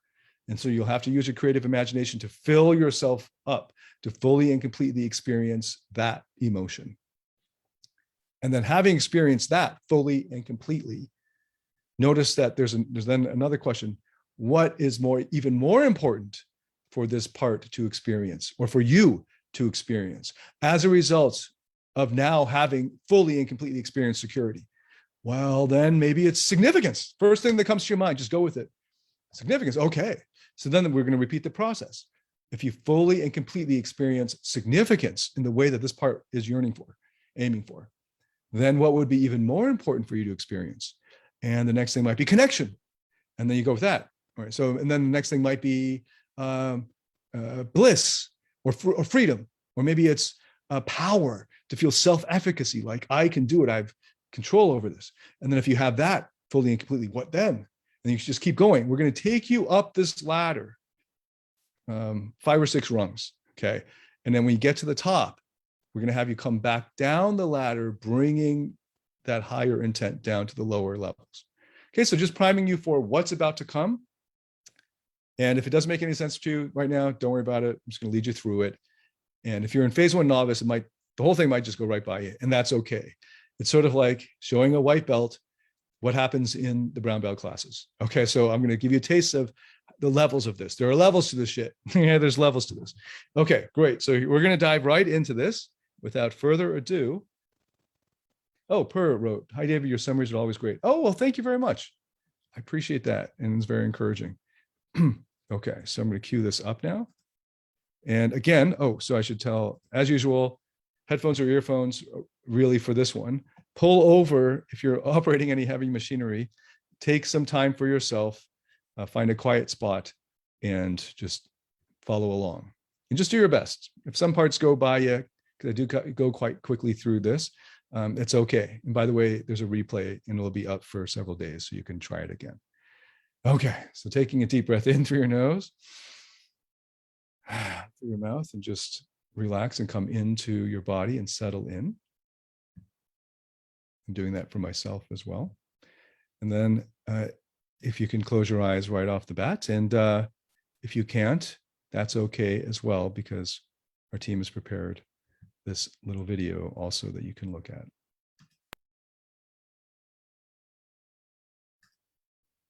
This is adapted. Oh, wait. Choosing the wrong one there. Here we go. It's the same cover image.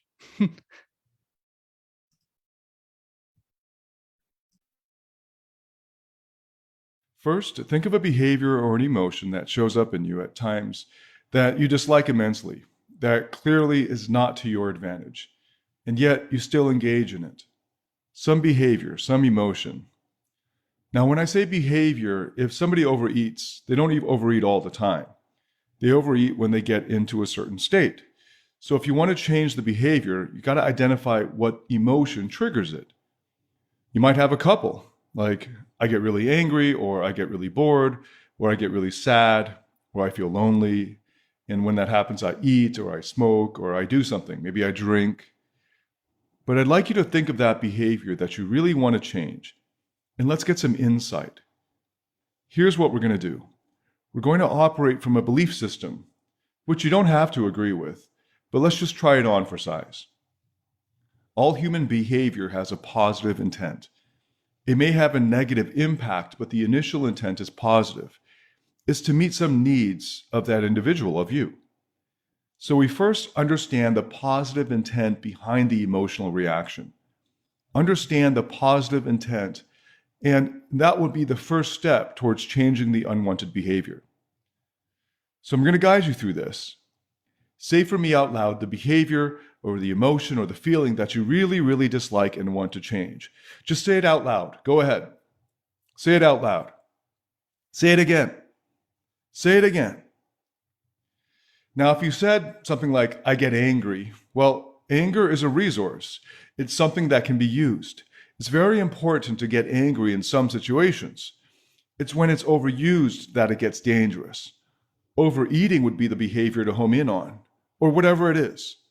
So think of the behavior you'd like to understand or change. And I'd like you to think about that behavior, and I'd like you to just for a moment to touch that part of your body where you think that behavior ignites or resides, that emotion or behavior. Just physically touch it. Physically touch it. Where does it go? Where does it come from? So touching that part, I want you to go inside right now, and I want you to understand that everything has a positive intent. So even though it may not look very pretty, this behavior has a positive intent.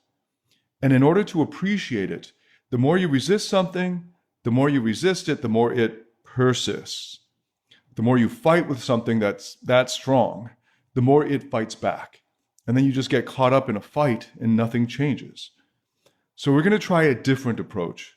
We're going to come alongside this behavior that's been frustrating you, and we need to appreciate it. We need to appreciate this behavior. If you can understand your positive intent in the behavior, you can understand how to change it in the most effective way. The first step is to access your feeling of gratitude and appreciation for what you have, starting with appreciating your own positive intent. So feel where it comes from, this behavior or emotion. Feel that location, the physical location.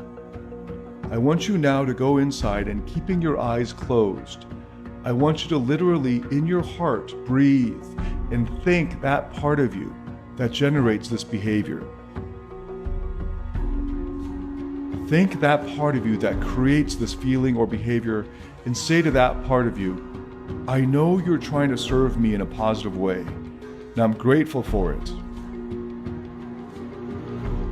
I'm grateful for it because I know this behavior is not trying to hurt, it's trying to help. Truly think it and breathe in your heart like when you're truly grateful. And wherever it is in your body, go to that part of you and just thank it. And sincerely, I'm telling you, this is not a game. Truly thank it and trust. This requires trust. Faith is how you change things that you've never been able to change.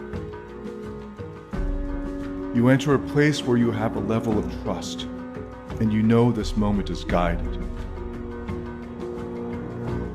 when you think that part of you, and when you really feel that you've been thankful, and you're really trusting that it's there to serve you. And even though it's hurt, you know its intent is positive. When you know that's true, when you've thanked it, say yes. When you truly thank that part of you, say yes. Say yes. Say yes. Say yes. Now, as you thank that part of you, I'm going to ask that part of you to reveal to you now, and you can ask it too. Just say, share with me, what was your positive intent? Ask it. Ask that part of you. Share with me, what was your positive intent? What were you trying to serve or protect or give me through this behavior? What were you trying to serve or protect or give me through this behavior? Ask it now.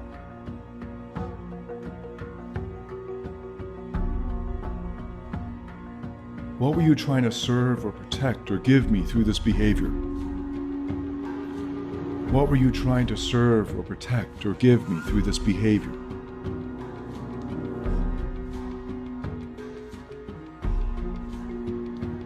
If you've got the answer of what it's initially tried to serve or protect or give you, if you've got it now, say yes out loud, please. Say yes. Now ask that part of you, after you've thanked it, that you've thanked that part of you for its intent, ask, if you had met that intent, if I was totally and completely, whatever that positive intent was, if I was totally and completely this, what would be even more important? If that was totally and completely taken care of, even more important for me to experience now would be what? Ask that part of you.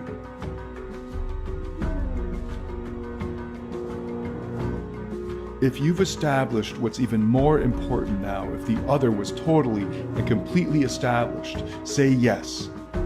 Say yes. Say yes. Say yes. And now thank that part of you for wanting you to experience that intent, that positive intent. And ask that part of you, if you were totally and completely experiencing this intent, what would be even more important? So find out, if you had experienced now totally and completely this second level, what's even more important for you to experience? And now that you've got that, go inside and thank that part of you for giving you that even deeper intent, an even deeper intent. You see, your deeper intent wasn't that first thing. That was an intent from a long time ago. And once that's handled, what you really intend is this next thing. And once that's handled, what you really intend is another thing that's even more important. And that's what your soul wants. What is even more important if you had met that other one, if it was totally and completely met? Do you have a third level of intention now? If you know what is really needed, if you know, say yes. Say yes. Say yes. Thank that part of you for giving you that gift of the higher intent. This is what you're really after at a higher level, isn't it? Give thanks to that part of you that's making this possible right now. And as you give thanks to that part of you again for creating that for you, give thanks. And now ask that part of you, if right now you truly were whatever your number 3 intent was, ask that part of you, if I were totally and completely experiencing that third level of intent, then what would be even more important for me to experience now? If I were totally and completely experiencing that third level of intent, that third level of positive intent, then what would be even more important to experience? If your third level, whatever it was, if that were now totally and completely taken care of, if you were totally and completely experiencing that, then what would be even more important to experience now than even that? What's even more the deeper level of positive intent that your heart has for you? What's even more important to experience than the original intent? What is it for you? And notice that that's a higher level of intention than the ones before it. And thank that part of you for whatever that fourth level of intention was. What's the fourth level for you? If you know the fourth level of intention now, if you know what it is, say yes. Say yes. Say yes. Say yes. Give thanks to that part of you that understands this higher intent. Feel that. Feel that. Feel what it feels like to meet the positive intent at that higher level. Feel it. Feel it.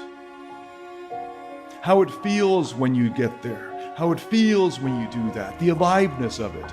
Feel whatever your highest intent is. And if you were feeling that right now completely, how would it feel? Make a sound of how it would feel if you were fulfilling this level of intent. Any sound at all. Go ahead, make a sound. Make a sound out loud.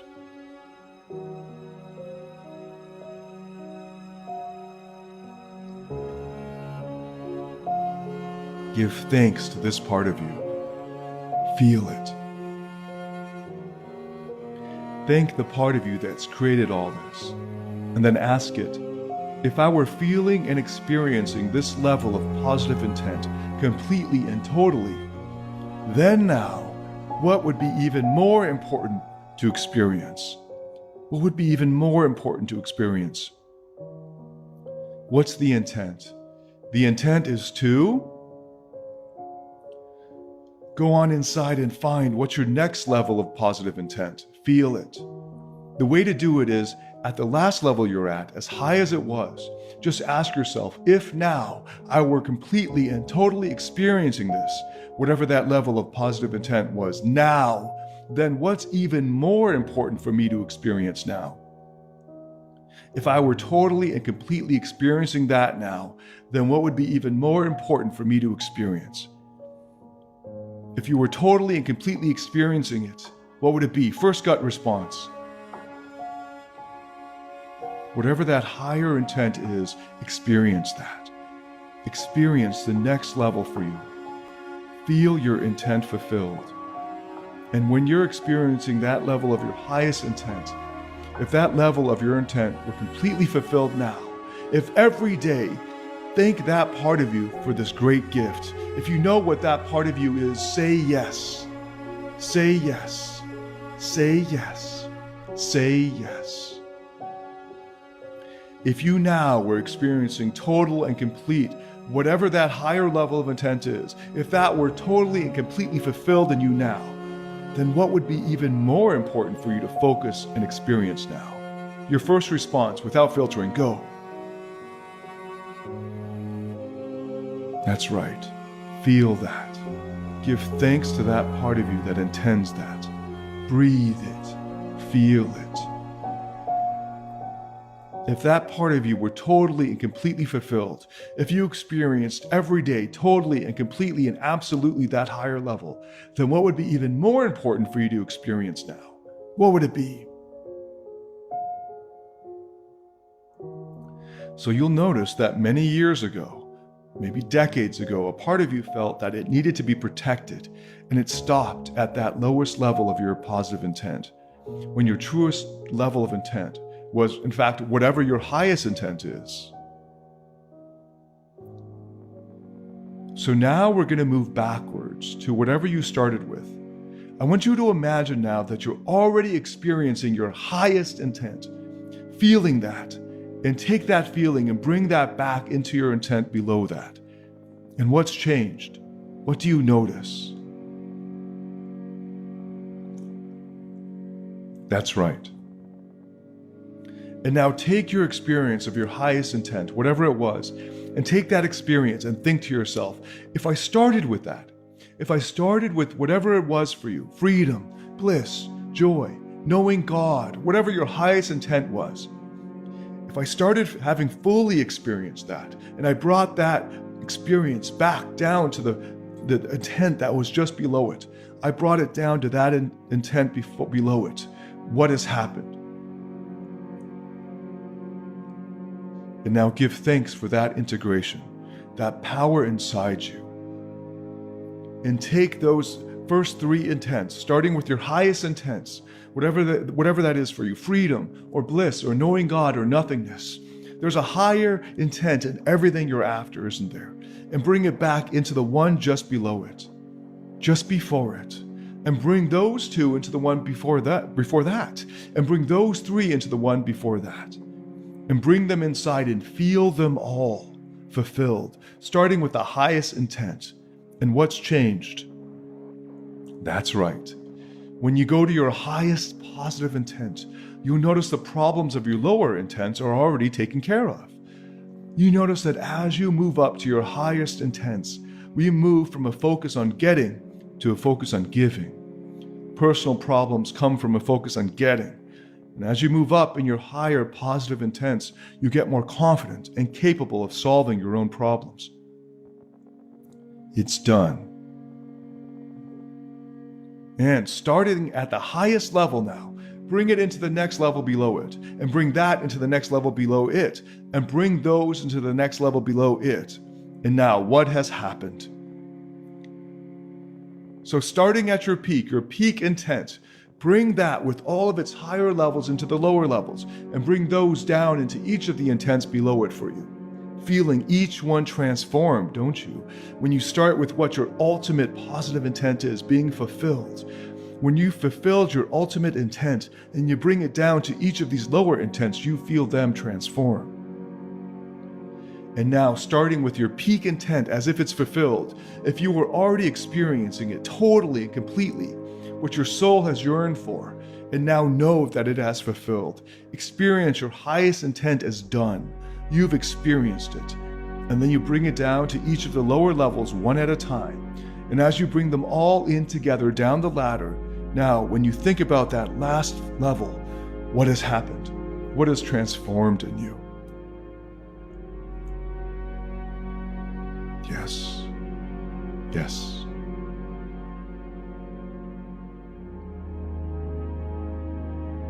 Now I want you to point to where the future is for you. First instinctive response, point to where the future is. And point to the past. Point to the future. And point to the present. Point to the past. Good. Now draw a line from the past to the present to the future. The past to the present to the future. Now drop your hand. And I want you to go backwards in time to right before your birth. When you're right in the moment before your birth, and I know many people aren't used to visualizing, but just trust that your unconscious mind is there. Trust it. Get to the moment before your birth, and when you're there, say, I'm ready. I'm ready. I'm ready.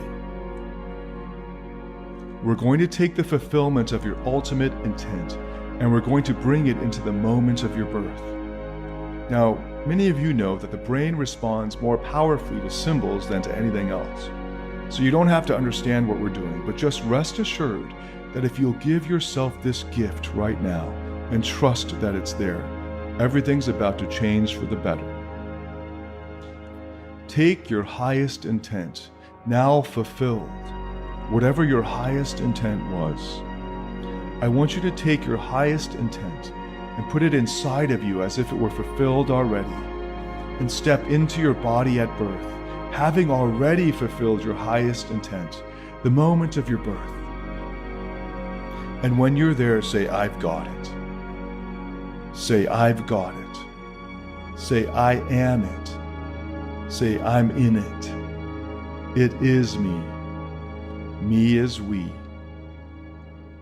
Now I want you to slowly feel yourself moving forward and growing up, where your highest intent was there every moment of your life.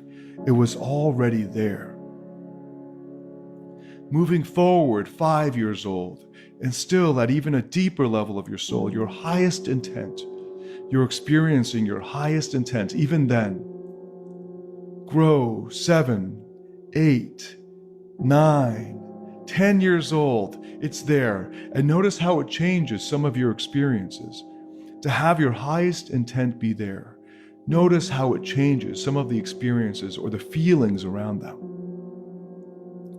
Growing up knowing your highest intent is fulfilled already, owning it. Take it to 10 years old, 12, 15, 16, and feel it transform every moment of your life growing up, changing what you're seeing, what you remember, maybe even the reaction. Enjoy it. Keep growing forward to 21. You know it. You don't just know it, you're experiencing your highest intent, your reason for being in every cell in your body. Now to 30 years old, all the way to the age you are today, and feel the transformation that it makes. When you've arrived at today, having grown up with your highest intent, fulfilled from the moment of your birth, say, I'm here. I'm here. And now we're going to do it again faster. Go back to the moment of your birth. Only this time when you do it, I want you to have even more fun with it. Feel your highest intent fulfilled. Your highest intent fulfilled. You experience it at the moment of your birth. Feel it in every cell and nerve of your body. Let it enter you and you enter into your body with it fulfilled. Whatever it was, feeling free from the moments of your birth. Feeling love, feeling nothingness, feeling the aliveness, God, whatever your highest intent was, already owning it, already having experienced your highest intent. And then say, I've done it again. I've done it again. I've done it again. Good. Now, grow forward, grow up with it, and feel it this time as you grow up, as you know it well. Your highest intent is experienced every moment of your life growing up with it. How does it start to transform? Your memories, your life, your experience, or its meaning. That's it. Feel how much easier it is the second time around. That's it. You can start to enjoy it now, can't you? Feel it. Start to really enjoy it. Own it at a different level.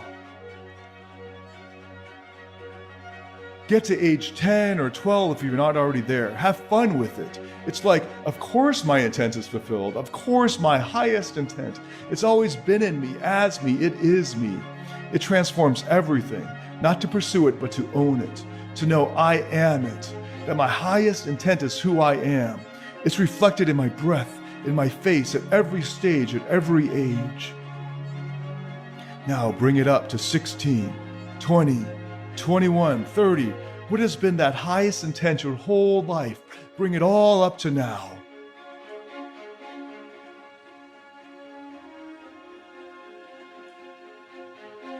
And when you've arrived at today, having lived your whole life as your highest intent, your whole life at your highest intent, say, I'm here. I'm here. I'm here.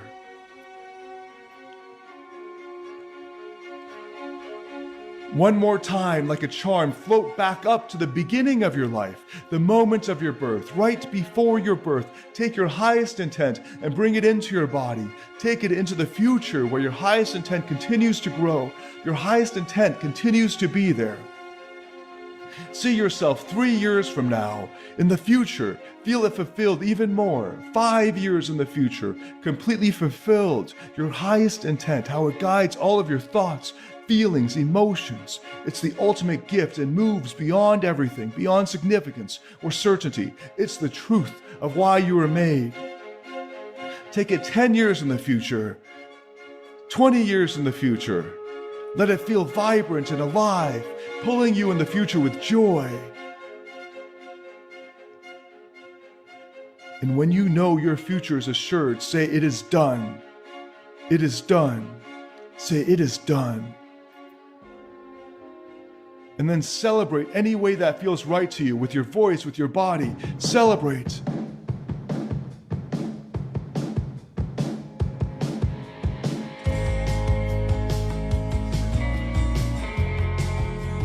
Celebrate any way that feels right to you with your face, your voice, your body. Go.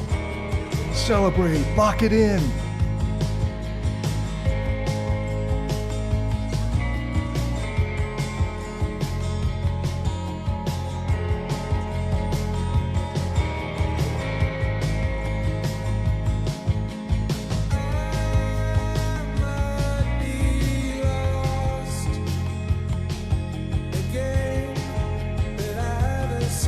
Celebrate any way that feels right to you.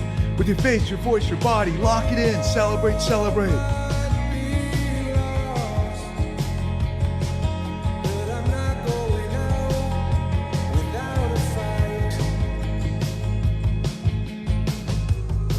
Remember when the silence grew so big it pushed a hole straight through the sky.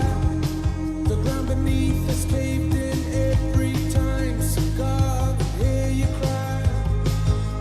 Celebrate. Celebrate any way that feels right to you. Use your face, use your voice, use your body. Lock it in. Celebrate. Said in bed that broke the lie. I'm lost. So, remember back to the first behavior or emotion you wanted to change. How do you feel now about that? How do you feel now about that behavior or emotion? And what are you going to do about that behavior or emotion now? What actions are you going to commit to now in regards to your problem, emotion, or behavior? Once this track finishes, I want you to write them down now.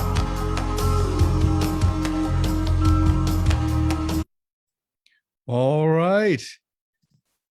Here we go. How was that for you? I'm going to put on some background music here. Okay. And I'm going to wait a little bit for you to process that and share how that went for you. I did the same, this exact process earlier today, and it was awesome. I did it with a part that was looking for security as the first intent, and then traced it all the way up. And eventually the highest intent connected to this part was oneness, and feeling fully and completely that oneness, bringing it down to the level just below that was connection. And it was like, of course I'm connected. If I'm feeling oneness, connection is a moot issue.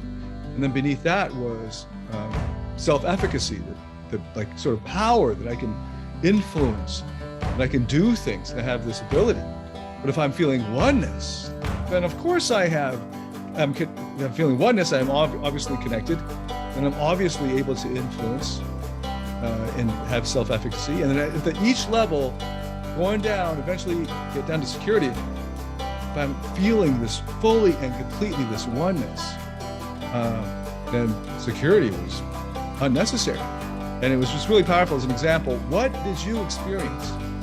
How was that for you? Also, of course, there was the timeline therapy aspect in the second half. Oh, Ronnie wrote, stop fighting with myself and start living the life that enjoys. Oh, very cool. Stop fighting with myself and start living the life that enjoys me. Oh, awesome. Thank you for sharing, Ronnie. Checking inside the group there as well. Awesome. Anyone else as well? For the timeline therapy, something that I discovered, bring this music down a little bit, loud in my ears, is over the years we've been doing this, especially live in person. By the way, when the pandemic or whenever travel restrictions start to loosen, we will be getting live events back up again. These processes are actually meant to be done live in person. They're a lot more powerful because everyone's doing them together, the music's going, and there's a kind of accountability that you play all out, you go all in on it. And for some of you who are in living situations where it may be difficult to go all out, celebrate, make those sounds, in our training room, it makes it a lot easier to do that. And everyone's going full out. One of the things that we discovered is that timeline therapy, you'll notice that as you go through those ages, you start from conception. It was a lot more powerful for me after watching my son get born. Understanding what it might be like to just be waiting at the entrance or the exit, and having fully and completely that experience of your highest intent, whatever that is for you. For me, an example, the one I did today was oneness, fully and completely. And then noticing that experience of oneness, bringing it to 5 years old, 10 years old, and onwards, that your true self, for those of you who are more advanced and have some background in IFS therapy or have done some of that, or any work with me in this area, you know what the true self is. And I'll be explaining more of that tomorrow. But in case you know, the true self is, the question is like, where was it during trauma? Where was my true self when my protective parts came in and started their neurotic patterns of behavior? Where was it when my exiles were getting hurt? Well, it was there.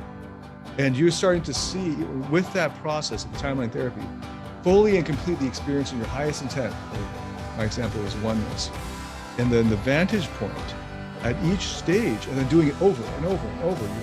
You're able to experience what it's like from the vantage point of your true self at each of these phases, and a wholly new, totally new perspective and an emotional and emotions accompanying the same event. And it's just such a powerful experience. So anyway, it is multi-layered, and it's also quite advanced. Just see here. Oh, Paul shared, I realize that I don't want to feel alone. Okay, was that your highest intent? I'm not sure what, so everyone has that need for connection. That is a universal human need, everyone's got it. Okay, so maybe you started with that, not wanting to feel alone.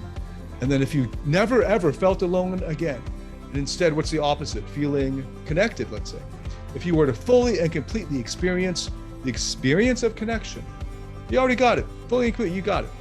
Then what would be even more important for you to experience, right? That's the process, right? So that's what we did in the guided meditation. Okay, great. Continue to type in there whatever you experienced, especially your highest intent, because the key is to take that highest intent. For me, an example, it was a feeling of oneness with all things, including all the billions of galaxies out there. As far as I actually looked at an image of that just before I went into this.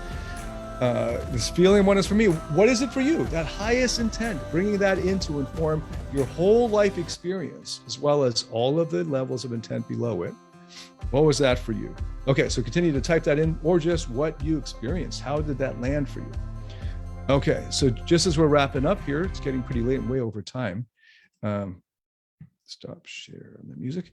I just want to reiterate, and just the phase 3 sage, we went over the strengths of the phase 3 sage, discovering the courage of your vulnerability, turning inwards, getting a lot of self-awareness. I know for many guys who are starting out on their journey of just the therapeutic process and getting better with women, there's a real lack of self-awareness. There's an actually clinical term for it, alexithymia, the inability to know what you're feeling and the inability to introspect and know what's going on in your mind.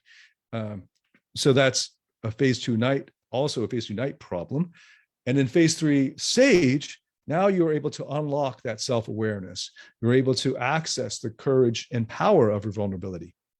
Okay, but there are also some limitations.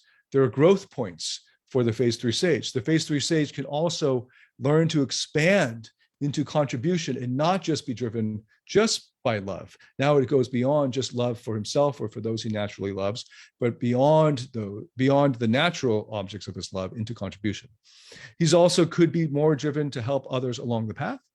And it could be more like a well overflowing. So the sage is able to fill up his well of water.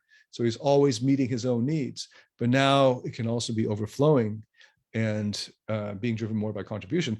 And then, of course, the sage can also learn to practice that compassion and empathy and connection, even when it's not effortless. So there are people that we love, and our love for them in many cases is inevitable. It's almost natural. It's like we got to stop it from happening because it's so powerful.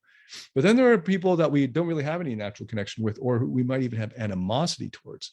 And the phase 3 sage's growth point is getting into level 4, phase 4, is to be able to unlock that practice of empathy or compassion or oneness, even when it's not effortless, and to be guided by that. Oh, Andrew is in. Okay, cool. Wow, tears in my eyes. I could feel my life transform. I feel like I found my true self again. Thank you. Oh, awesome, Andrew. So awesome to hear. Beautiful tears. That's just wonderful. Thank you so much for sharing that, Andrew. Okay, so as we're wrapping up today, I've shared about phase 3 Sage. I've led you through this incredibly powerful process. And here is the challenge. Let's see, should we get music? I think we should get music with this. Let's do that. Where were we on here? Let's get this one. Okay, I'm gonna get some background music as I share the challenge. And we'll share the slide with the challenge on it. Okay, so all parts have positive intent. So here are the reflection questions. You can get all of these in the downloadable action sheet, which is available at the concierge page. Excuse me, I'm about to sneeze. And inside the challenge group. The first question is, what behavior, emotion, or pattern have you engaged in repeatedly, even though you know it's not good for you or is not to your advantage? So that's the first question we started the whole meditative exercise with. You just put in whatever that, it's a fillable PDF. You can just answer that in the PDF. Question 2, what did you discover is the positive intent of that part of you that engages in this? Another way to put it is, what needs was this part of you trying to meet by engaging in this? And this is the first intent, so just write that in there. Number 3, what did you discover is your highest level of positive intent? You can also think of it in terms of your highest core value. What did you discover is the thing that you value the most, that's most important for you to experience? What did you discover is your highest level of positive intent? So in the example I gave of the one I did earlier is oneness. Then number 4, how does having this highest intent as a way of being enrich and transform your part's experience of its original lower level intent? So an example I gave with what I just did this morning, it was oneness and bringing that experience fully and completely of oneness into the first intent, which was security. And then how does having that highest intent enrich and transform your part's experience of its original lower level intent? And the challenge is to go live and share your answer to number 3. What did you discover is your highest level of positive intent? And it's just going to be like one word, so it should be pretty quick. But you can also share your answers to any of the other questions or anything that you discovered from today's lessons or material that we covered today. Okay, all of that is in the action sheet that you can download. I think I just also shut off music.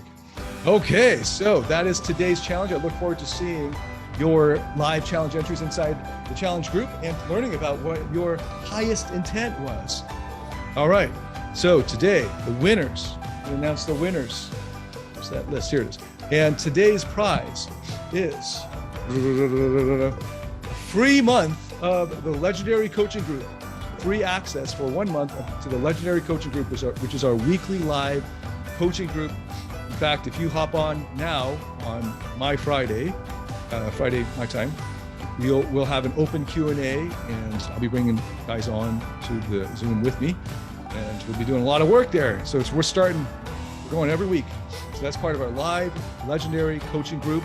It also includes a lot of powerful bonuses and, of course, the core curriculum, including our meditations that are included each month, and lots of other goodies inside the Legendary Coaching Group. It is awesome. It's one that I show up for every week. Pour my heart and soul out for this group. So you, 2 winners, have free access for 1 month to the Legendary Coaching Group. They are, drum roll, first winner is James Maffett. James, congratulations. You're the winner of the day 3 prize. James Maffett, awesome. Write to support at ordating.com to claim your prize. And the second winner of the challenge, announcing for today, the winner of the free month to the Legendary Coaching Group is Paul Del Rosario. I saw you on here earlier, I think.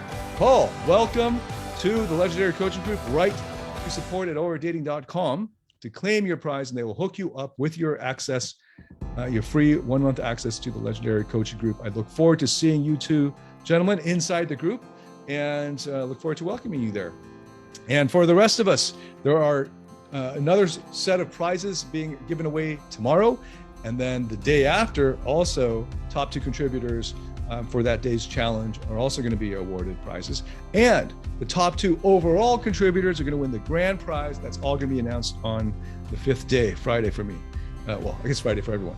So come back for that. And tomorrow we're going to be getting into day 4. Well, it's day 4. We're going to get into phase 4, and we're going to be getting really personal.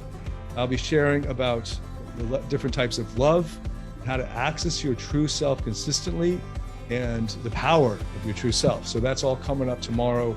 And I look forward to leading you through that. We're way over time. Oh my God. Okay, so this was a deep one. And you guys played full out. I loved it. I'd love to hear how that went for you. If you're watching this in replay, type it into the comments. We'll still be seeing those, get notifications for those. And I look forward to welcoming you tomorrow to day 4. Until then, get some rest. I guess I'm talking to myself and the team. And I'll see you tomorrow. Be good, be safe, and breakthrough.